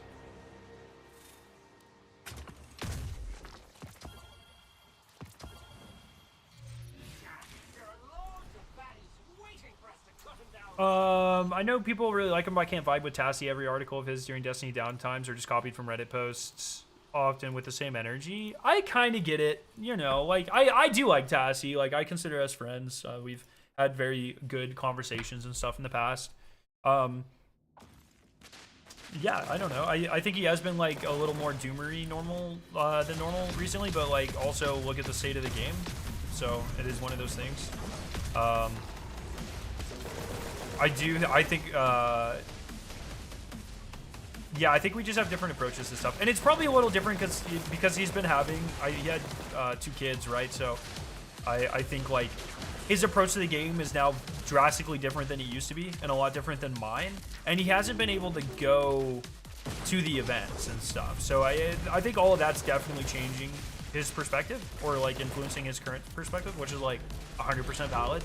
You know what I mean? Like, a literal dad is going to play the game a lot different than me, and we're gonna care about a lot of different things. And he also, like, it's his job to write about Destiny and play other games, and it's, like, literally not my job. So we have a lot of life situations that often make our opinions kind of in opposition, or at the very least, like, coming from a different point of view, which is natural. That's how life works, right? So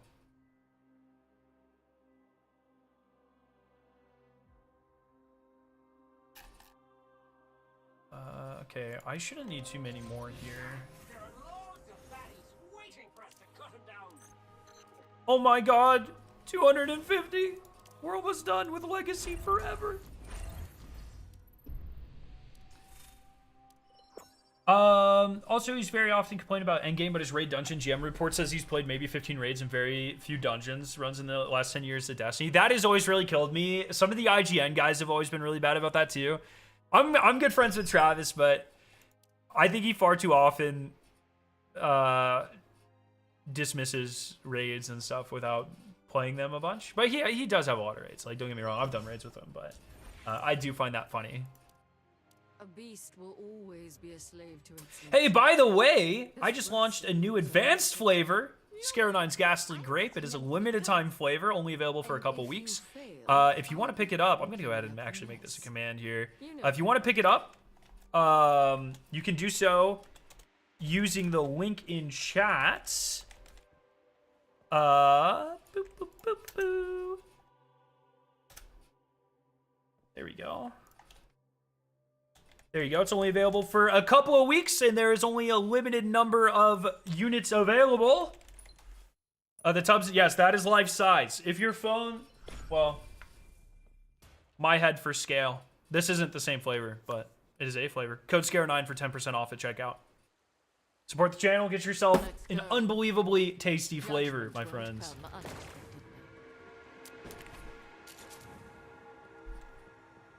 Bungie's a bunch of liars. There's an area on Kepler called the Stellar Sink, and I haven't found a single sink there. Fucking hate that. I just laughed at that.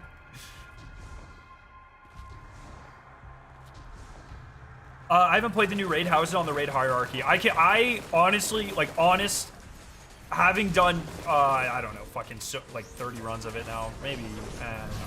Somewhere above the normal and the epic combined. I think Desert Perpetual is the best raid in the franchise. From an environment, from a mechanics, from a storytelling, from even loot, like, the feat system is incredible. A lot of the secrets are pretty fun in that raid. Like, I think they absolutely fucking cooked. The most, like, the only disappointing part is the raid exotic kind of blows. Other than that, they cooked. I think they did a phenomenal job with Desert Perpetual. And the epic raid is just so fucking sick, bro. Oh shit. Tessie's actually a huge Destiny fan. He's just disappointing these days. You ought to have seen him in shows and you can start talking about Osiris conspiracies. One of my favorite things about Paul is his predictions are literally always wrong. That's something I've given him some shit about that in the past. I think he might be the worst predictor of all time in the Destiny community. It's actually really fucking funny.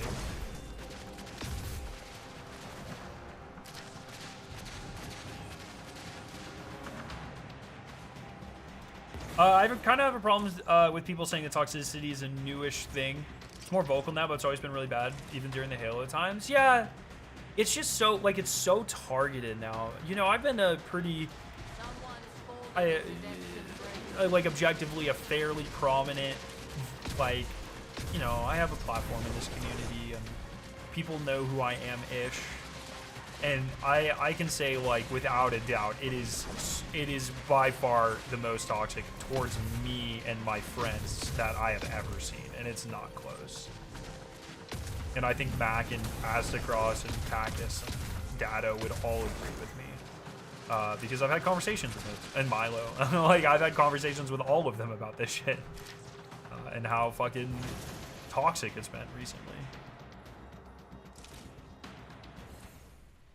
I remember 2 months after the Taken King, the sentiment was really low, and during Destiny 2, vanilla devs got harassed off Twitter, during Witch Queen the whole Twilight Garrison drama happened. Oh, dude, Kevin Yanis is like one of my favorite fucking human beings. He's on the marathon team. I've had, I mean, just hours and hours and hours of conversations with Kevin, and he is my fucking goat, dude. And man did not deserve any of that shit. He, fuck, man. S-tier human being. He's fucking awesome. Yo, Jishan, thank you so much for the raid, my friend. How was your stream? Honestly, they can make Whirling Ovation good so easily. I hope they do. Like, the idea of a damage rotation specific exotic is so appealing to me. It's just a bad exotic. What's up, everyone? Good, great. That's awesome.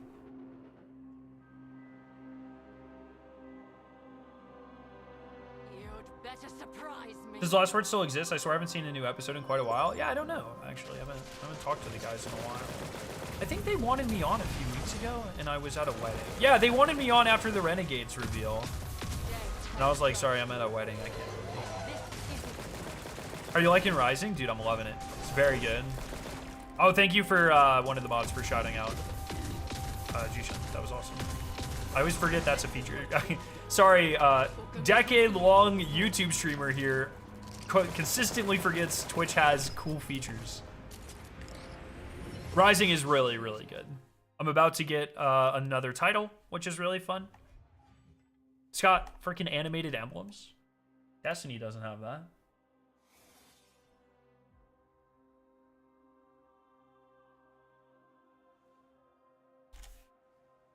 I hear it. Death's footsteps.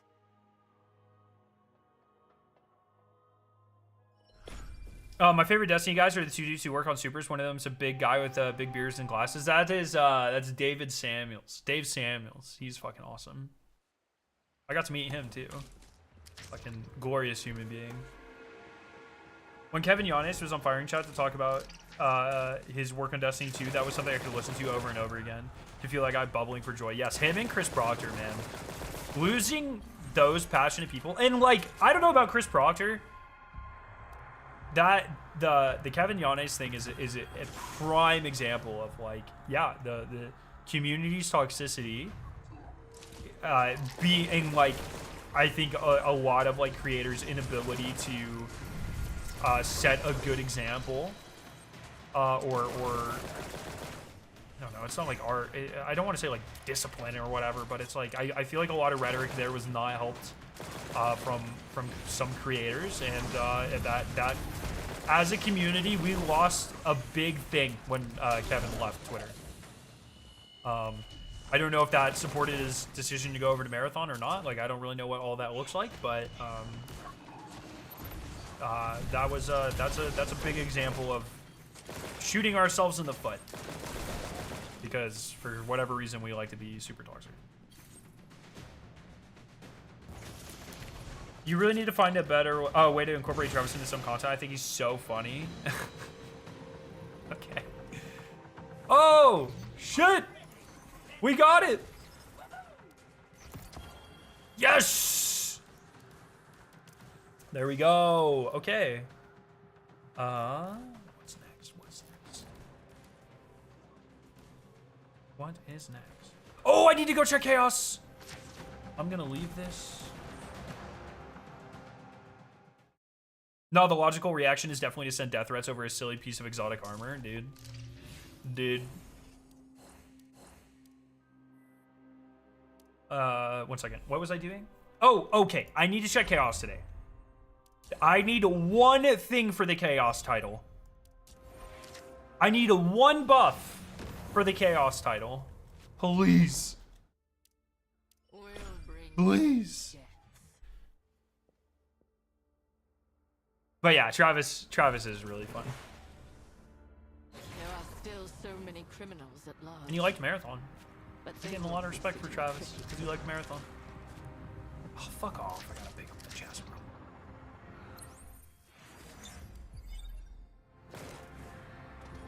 Please, the blood. The blood. I need the blood. Shit!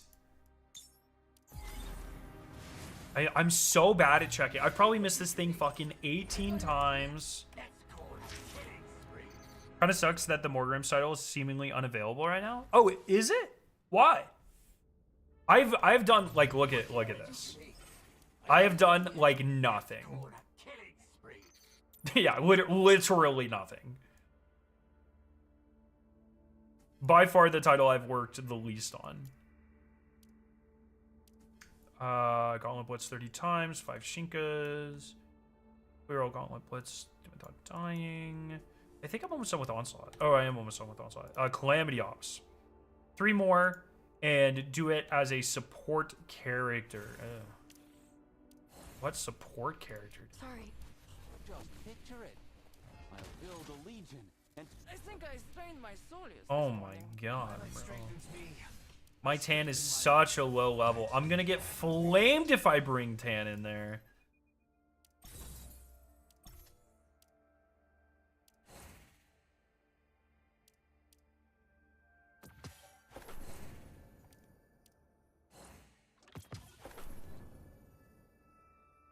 Oh shit. I just wasted all those materials, fucking dummy.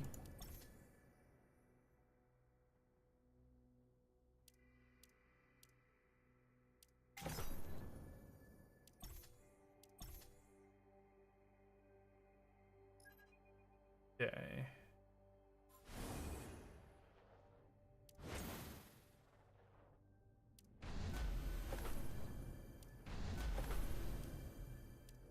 Bro, I've used so little Tan. Shoots a healing orb, shoots a scorch damage. Leaps in the air, plunges. Stereo. my damage. The one that looks more like well is healing. Okay.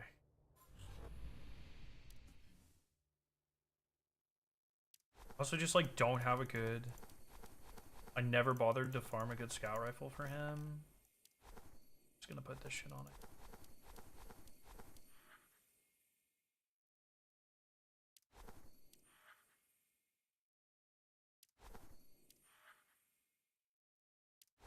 This one on. Izzy's I can go ahead and enhance though, because it's goated.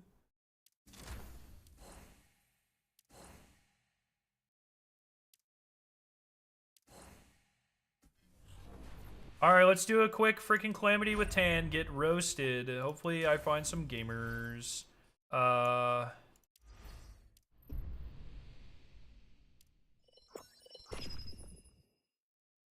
so sorry for what's about to happen.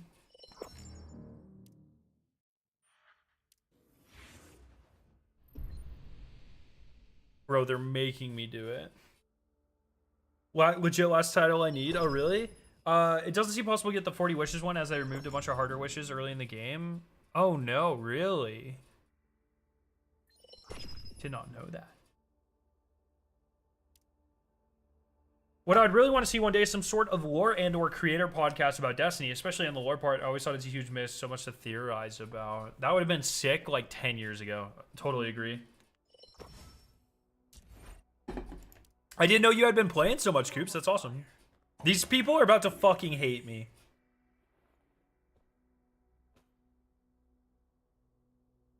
Hearing Fellwinter's hot voice in the trailer definitely awoke something in me. Hell yeah. Dude, they're not rallying. They know I'm throwing. Hear it. Death's footsteps. Hey, Scarrow, you know the money I've given you for channel members? Yeah, they laughed. Fuck. Okay, can I have it back for a new character? I'm sorry. I'm sorry. Oh no. How do I... Can I lower which Calamity ops I'm in? Do I have to do this difficulty?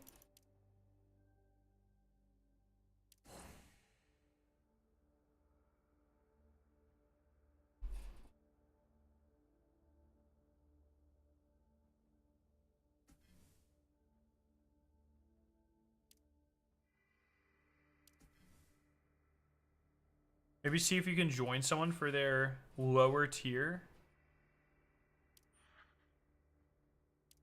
How do I do Fire Team Finder? Where is that?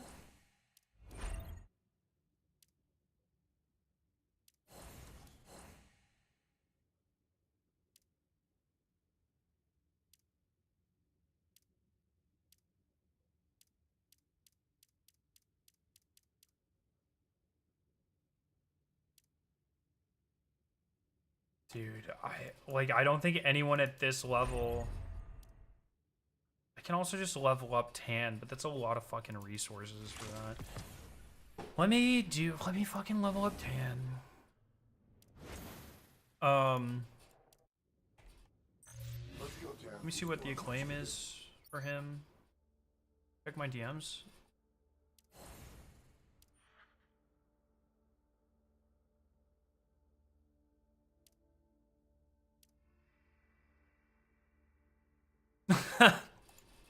Sure, love, sure. I'll try one more time. I feel so bad.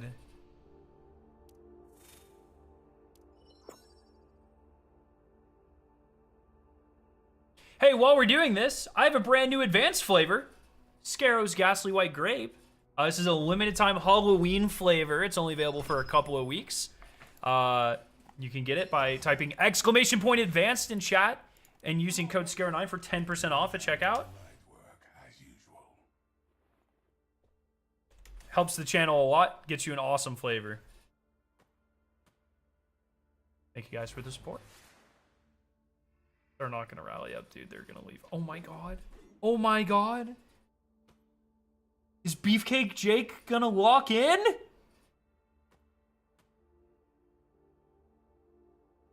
Please, Beefcake Jake, lock in. You have a minute. Lock in.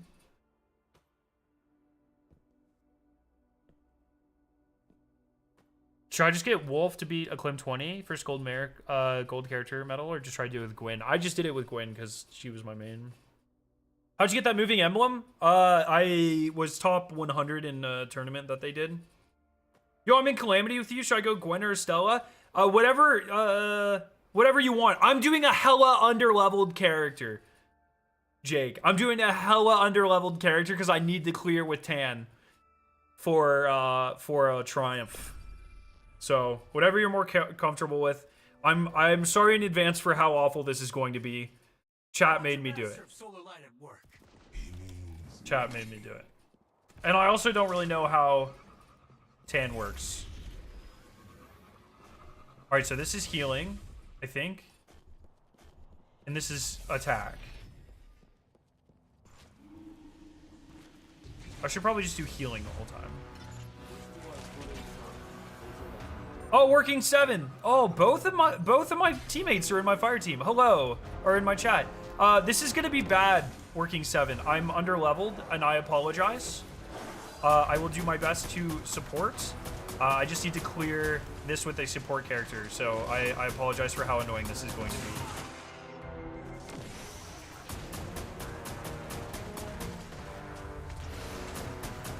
And for whatever reason, they won't let you pick lower difficulties.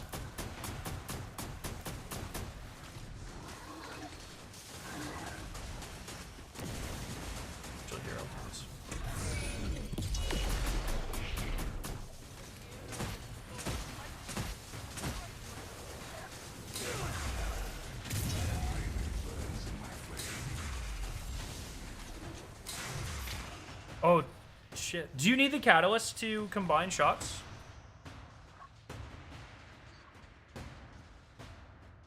Buy me a drink. Or a square. Heal Rift, switch, throw Fireball, rinse, okay, sick.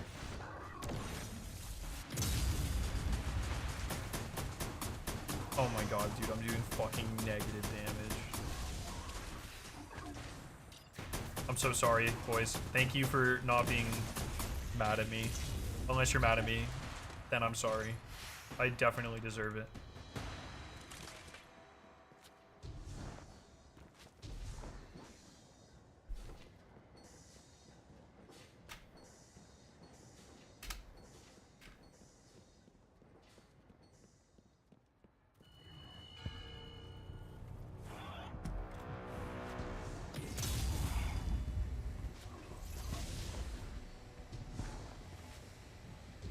How far along is your Izzy? Probably tier 1, I think. Or just the caddy? I don't even know. Actually, maybe not even that. I'm glad my abilities still do damage. Oh, I'm so sorry. I should have gotten that res. Wake up!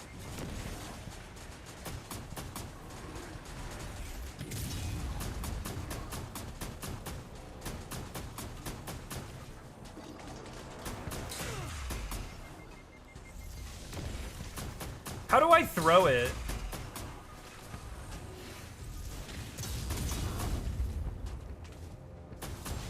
Pause.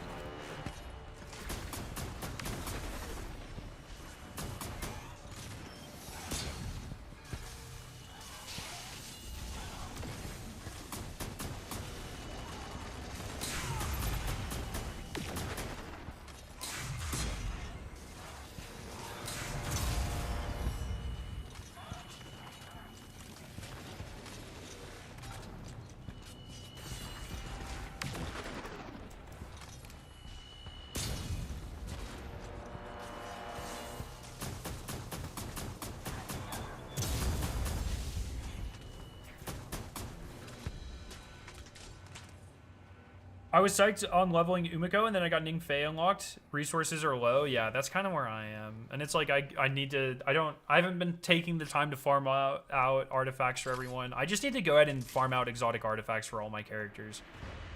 I just haven't been.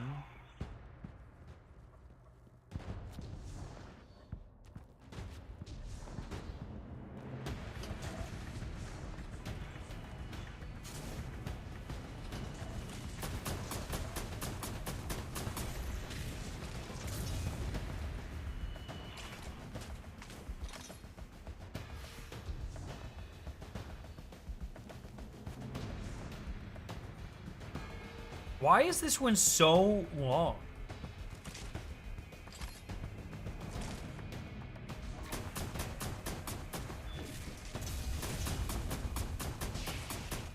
I am on YouTube as well. Yes, Rippy. I stream on both. I want Izzy so bad, but I'm good with my 40k. It does so much damage. Yeah.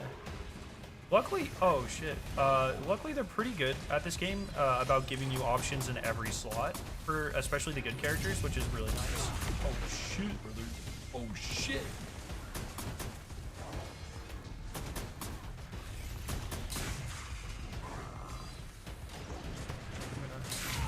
Okay. It's gonna drop a well.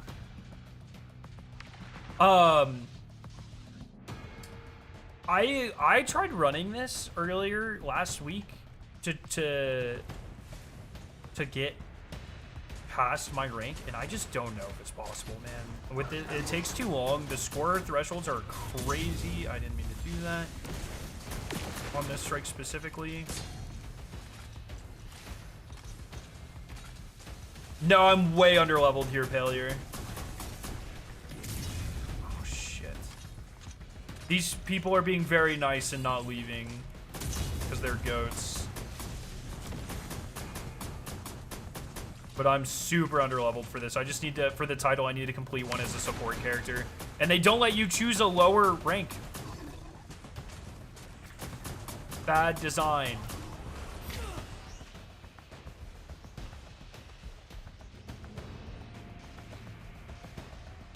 I could see them bringing over stuff like the 9 theme activities, and they would fit the theme about the 9 and how it's started. Yeah, that's my #1 hope with Destiny Rising, is that Bungie is paying attention and stealing ideas. Or at least, like, you know what I mean. This is so rough. Calamity also just hates single target damage dealers. I just did the same trying with my max 69k Umiko and did a pitiful 15% of team damage. Dude, I'm gonna be at like 2%. I'm like 30k under right now.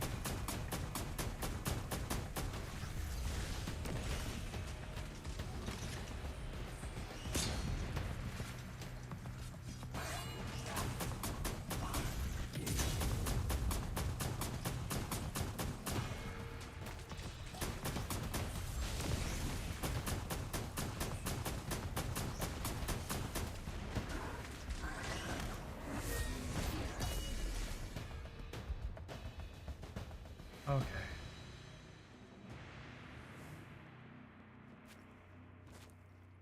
How you doing, Pallier?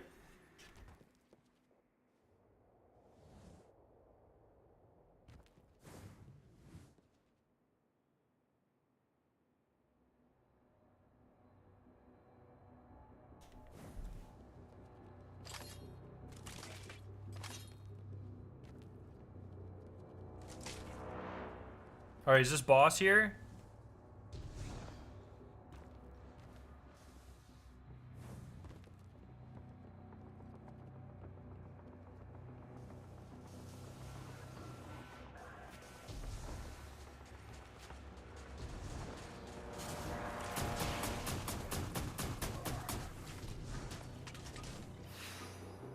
Almost a boss.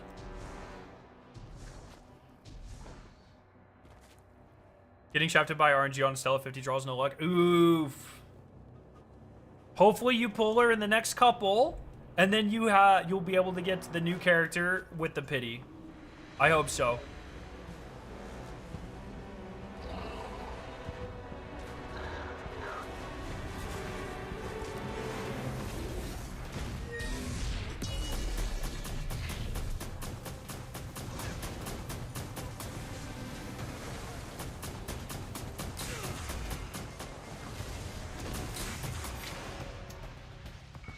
In my well, by the way. Take cover. Dude, fuck off. Game just called me bad.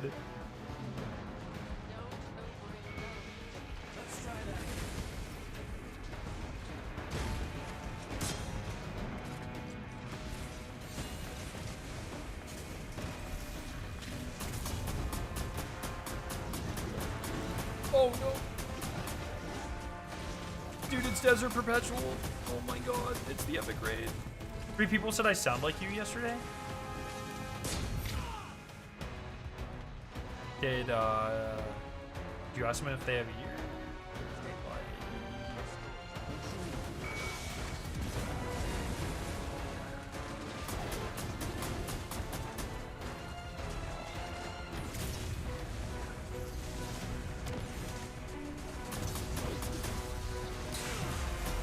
Dude, I'm just gonna keep dying here. This is so brutal.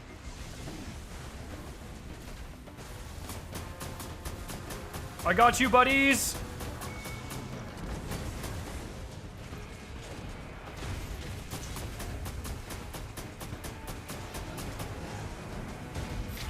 Bruh! What a dick! Death does not welcome.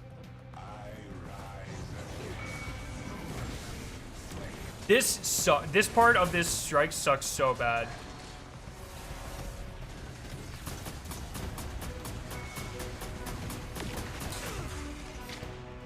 Dude, I'm being absolutely farmed. Thank you guys once again, Seven and Beefcake, for being good sports and not being super pissed at me for being a noob and loading into this 30k under.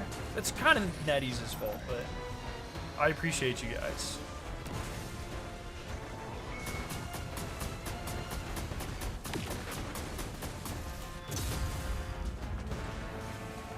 I can do the objective. Yes!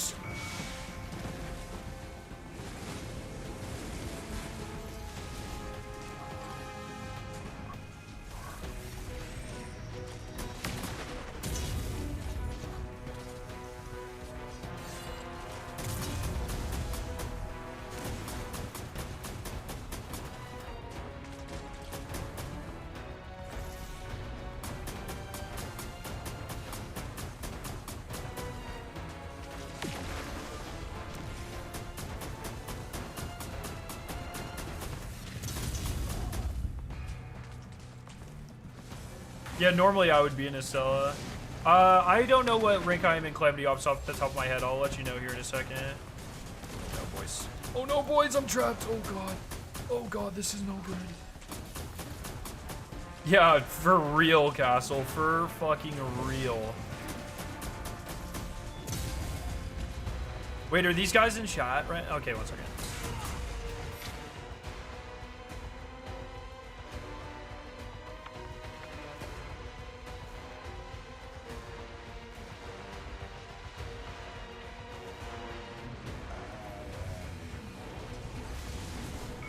Here you go, boys. Here you go. Here you go. Here you go.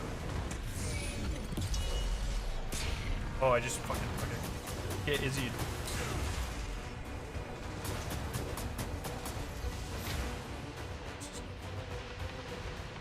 I'm just getting one banged by everything.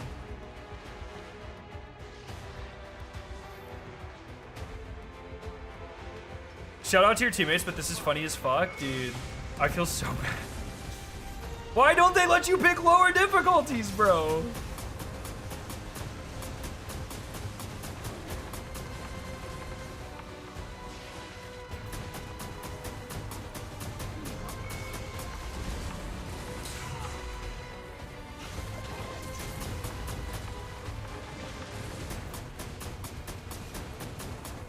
Leave me alone.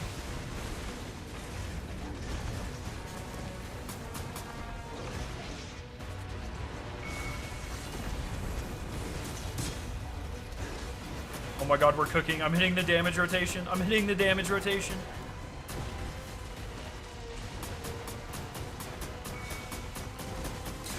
Oh my god, bro. Yes. All right.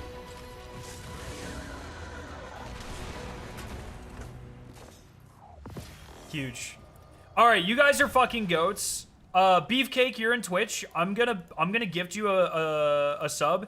Hey, Seven, if you working Seven, if you hop over to Twitch, I'll gift you a membership sub. I can't gift specific memberships on YouTube. But I'll gift you a sub if you hop over in my Twitch right now for being so fucking goated.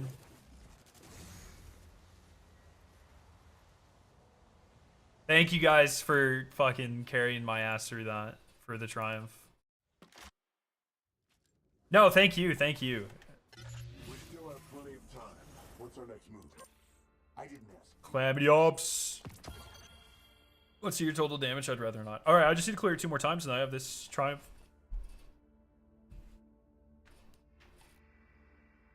What was that? This had a logo like it was part of a...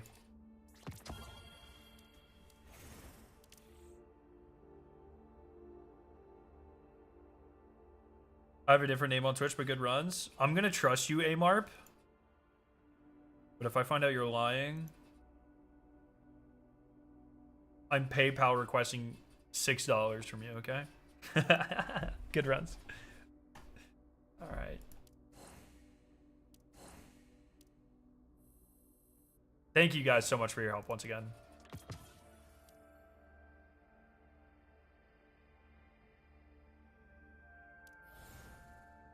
Can I just like upgrade this whole thing, by the way? You able to accept pack join requests? Nah, dude, I'm in a fucking goated clan. You gifted the wrong guy. Yeah, Drippy? Yeah?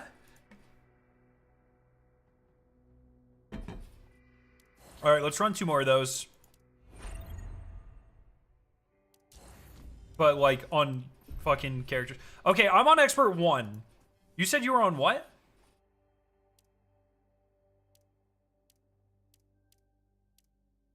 Wait, what? How? You said you were on Master 2? How is that even fucking possible?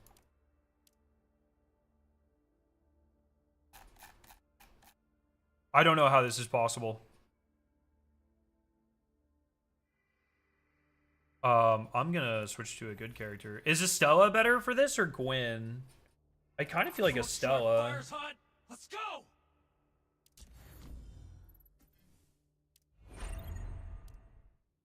I mean, can you accept me? Oh, I'm not a... no, I'm not an admin or whatever, but I can talk to Boog.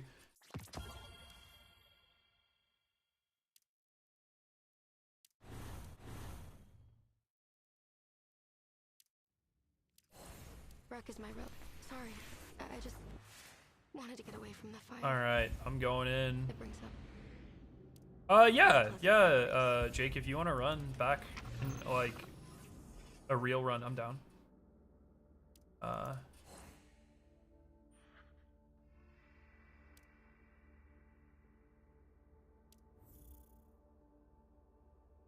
Here, you can join my fire team. Is this a real Forcer? Fuck yeah, it's the real Forcer. Dude, Forcer has been a member of this community for so fucking long. Predates Meme Lord Forcer for sure. The 9 have dreams. I am not privy to. Even the most terrifying flames cannot tick-tock, All right, let's run this. time for the hunt has arrived.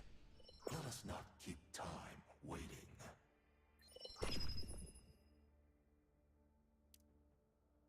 All right, hopefully this person's goated.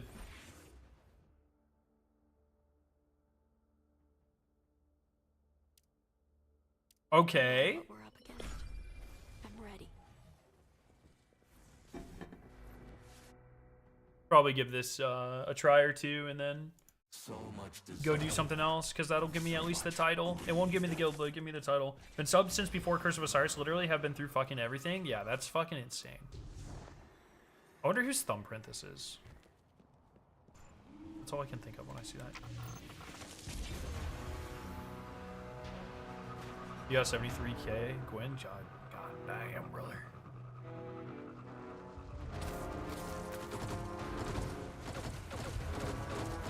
Holy shit, I'm like doing damage, John. This is crazy.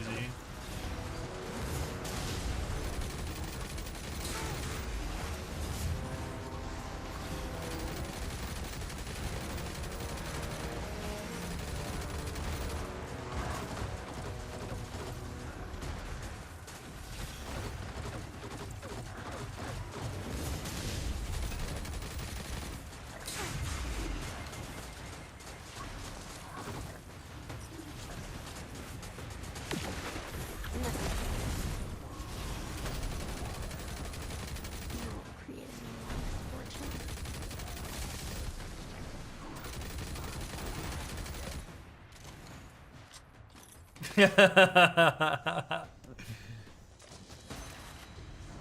you get the shifting gate seal already? I'm about halfway through.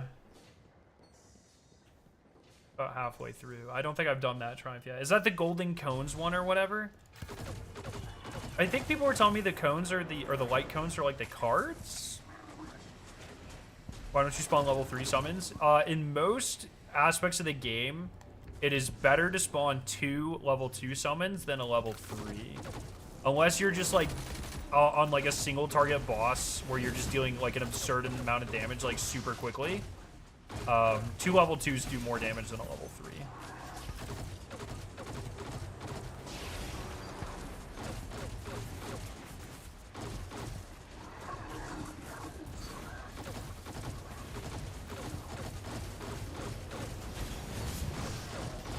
And all my artifacts give me DR based off of the number of summons I have out, so. I usually send out 3 1s and then 3 2s, and then if I have a situation where I'm just like crazy DPSing, then I'll send out 3s.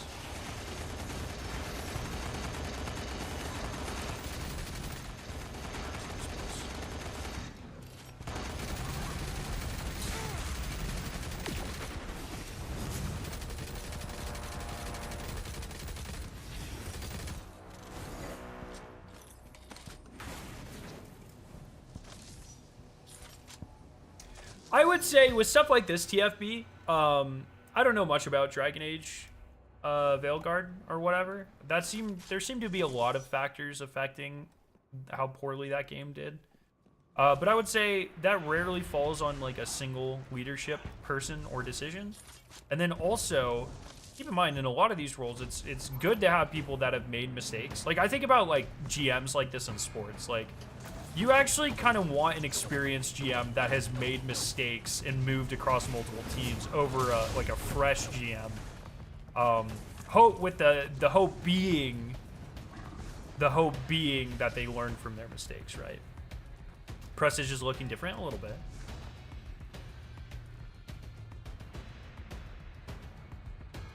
But yeah, I don't know. I saw some people saying that about her, but once again, like I don't know her or her work, and I've never played Dragon Age, so I'm not gonna sit here and try to roast someone for something I'm not educated on. Brother.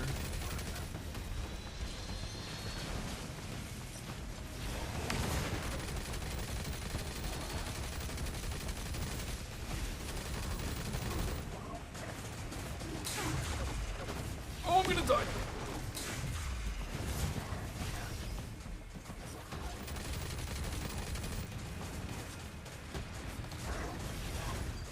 That's why Wikipedia exists? Well, that's not exactly like a fucking... I don't know if Wikipedia would accurately highlight like the socio-political aspects that clearly, or at least as far as I can recall, affected a game like Dragon Age, right? She worked at ESO over the last year, and the updates to it have been great. I actually have a friend from grad school who really likes ESO, so maybe I'll be able to chat with him, see what he thinks about her, based off of interviews or whatever that she's done. Brother, what the fuck is this room? I feel like I should have used my super here and not saved it for the boss. I was saving it for the boss, but feels like a big mistake. I feel like she might have even been a GCX. I don't think so. I had dinner with a lot of the Bungie people at GCX, and I don't think I met her.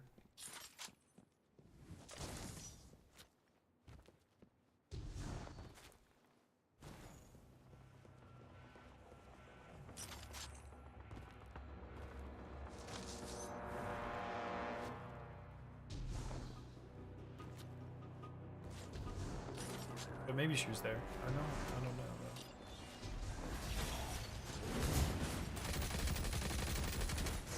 ZMX had devs there for ESO and Fallout. Oh, okay, I see. Okay.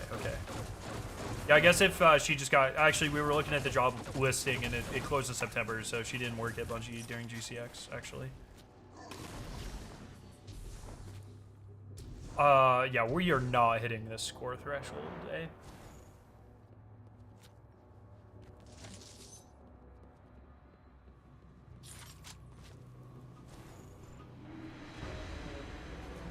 What is this? Why am I got detained bugged in Destiny Rising, bro. This is insane. You must face your true self.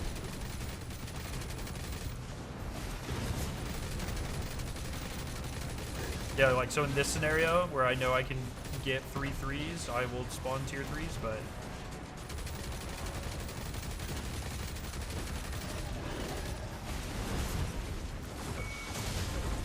Oh no! I saw it coming out of my peripheral.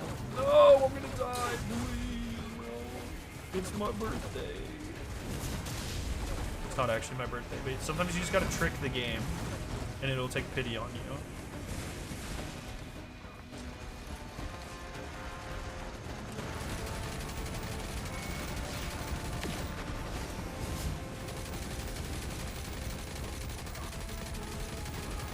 The obstacle is gone.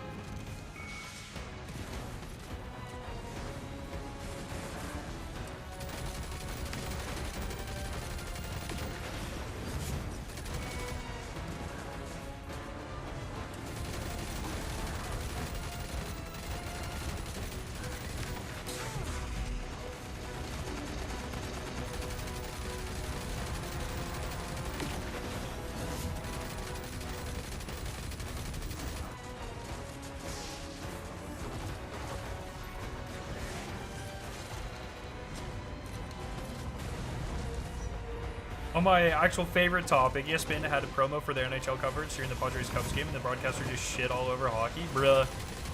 Fucking imagine a baseball announcer talking shit about hockey, like Mickey Mouse sport, long gone. Local broadcasts are always my favorite, though.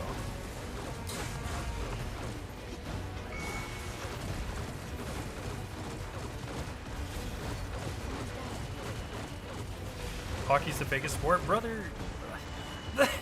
Bruh, like, what are you even fucking talking? Like, come. Don't you fucking.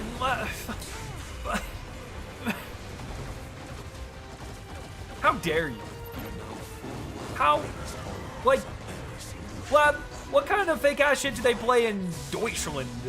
Like, what are you fucking rolling hoops over there or some shit? Like. Fucking. Oh, shit. Nothing? No sports? No sports at all? Oh, man. Alright, that was good. That was good. Oh, that's insane, Cody. Hockey. They play hockey in Germany. Leon, oh, yeah, dres. That's a good point. Good point. Good point. One of the best hockey players in the world, in fact. Okay. I just need one more of those, so I guess I'll do one more. Go. Your enemy awaits.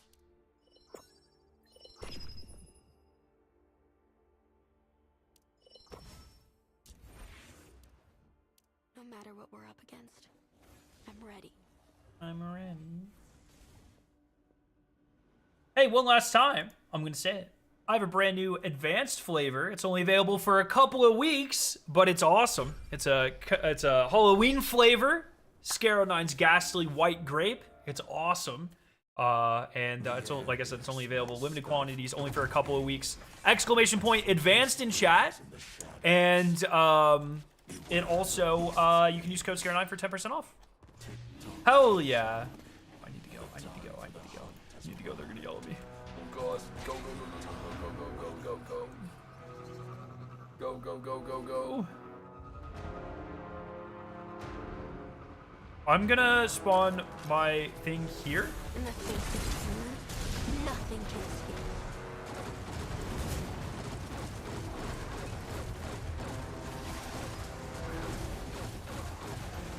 This is no good.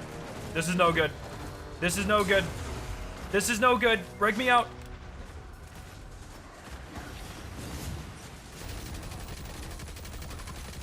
Nice.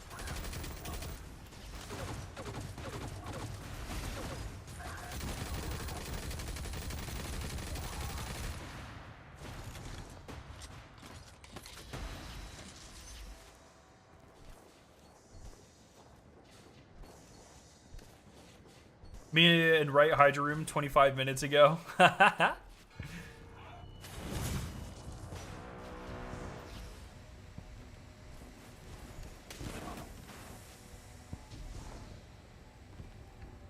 my god, they're so fast, bro.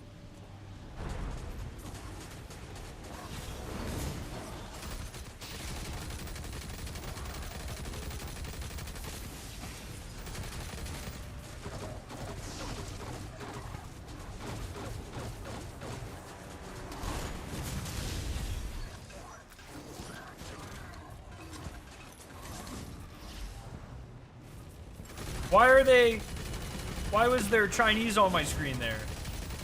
I'm playing in localized. The obstacle is gone.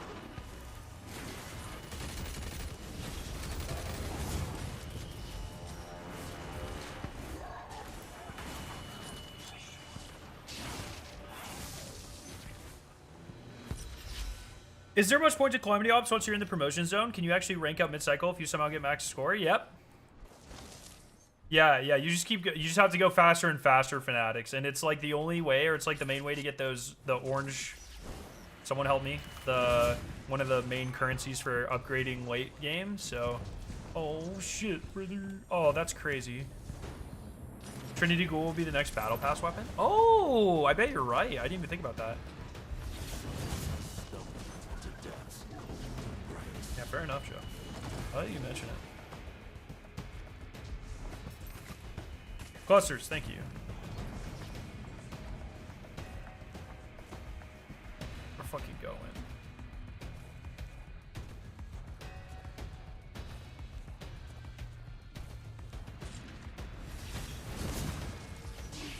Open the fuck up!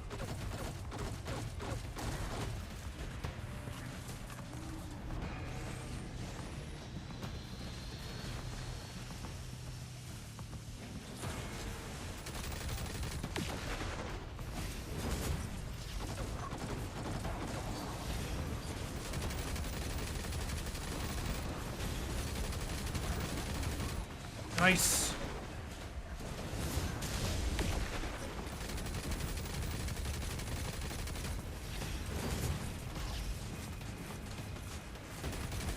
You won't create any more misfortune. You must face your true self.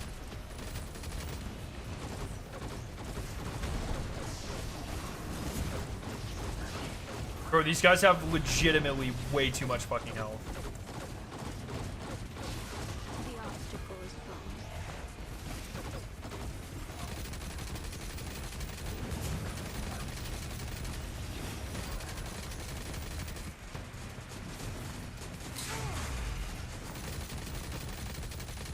Your sins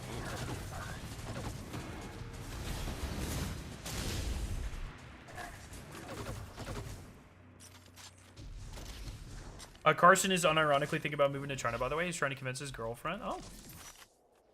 Any particular reason? My best man just found out he's deathly allergic to kumquats while studying in Beijing. Apparently the doctors also nearly killed him. What the hell?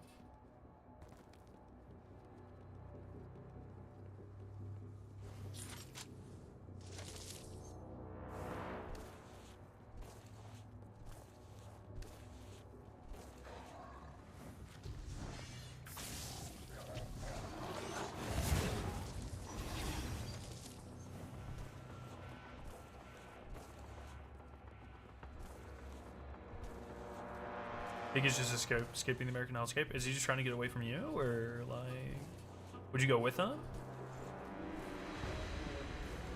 In my mind, you two are like inseparable. I don't know like how true that is to reality, but that's my headcanon.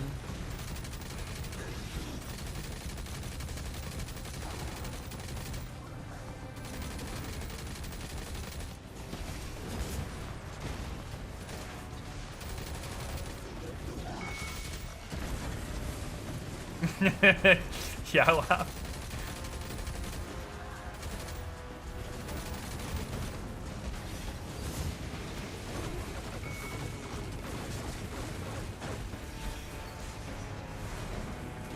I don't think we're getting it, man. It's crazy. You have to be so fast. This is like fucking expert 1 or some shit. It's so low. I don't know how people are doing so fucking well this week.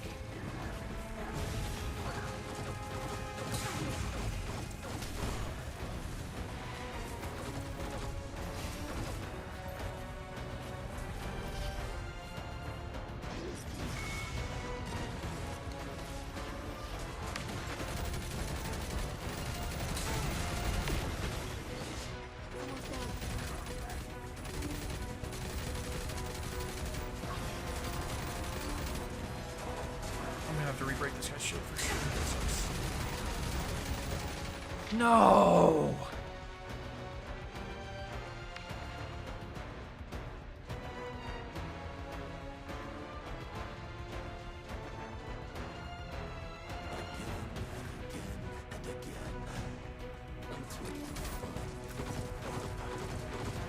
Did you cover that contest drama? No, because like fucking none of it's verified. And I'm not a child.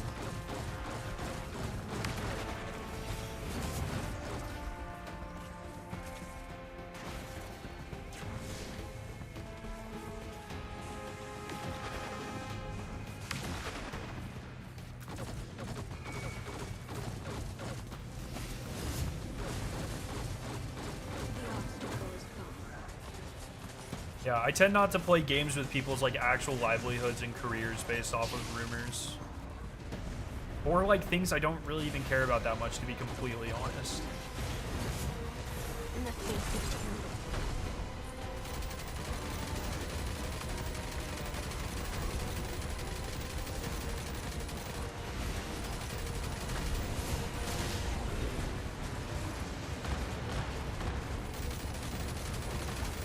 Oh my god, dude. We got fucking run.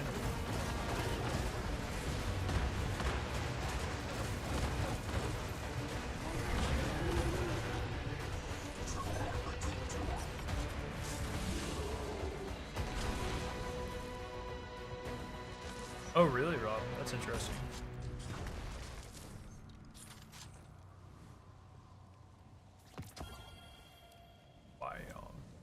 Wait, did I not just get the... I didn't see the Triumph Pop. Did you guys see the Triumph Pop?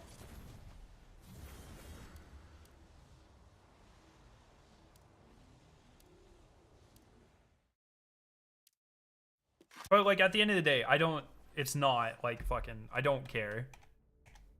It's not confirmed. I think it is incredibly dangerous to use your platform so willy-nilly like that.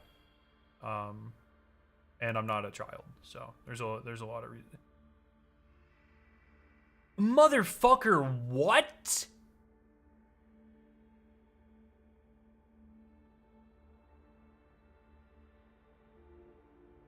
Oh my god. Clear Calamity Ops a total of 50 times. And it's not retroactive. What?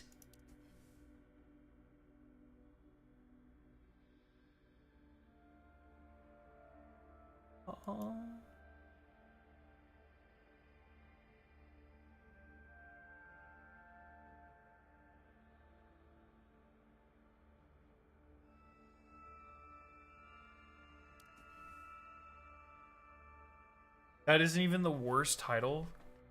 Guild, what? Dude, what the shit?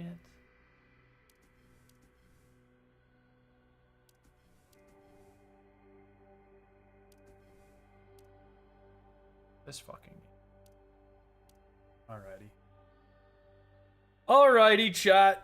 Well, I think that's where I'm gonna call it for tonight, because that's fucking crazy. Tomorrow is 12, maybe an off day. Zombies on Friday, which I'm really excited for. So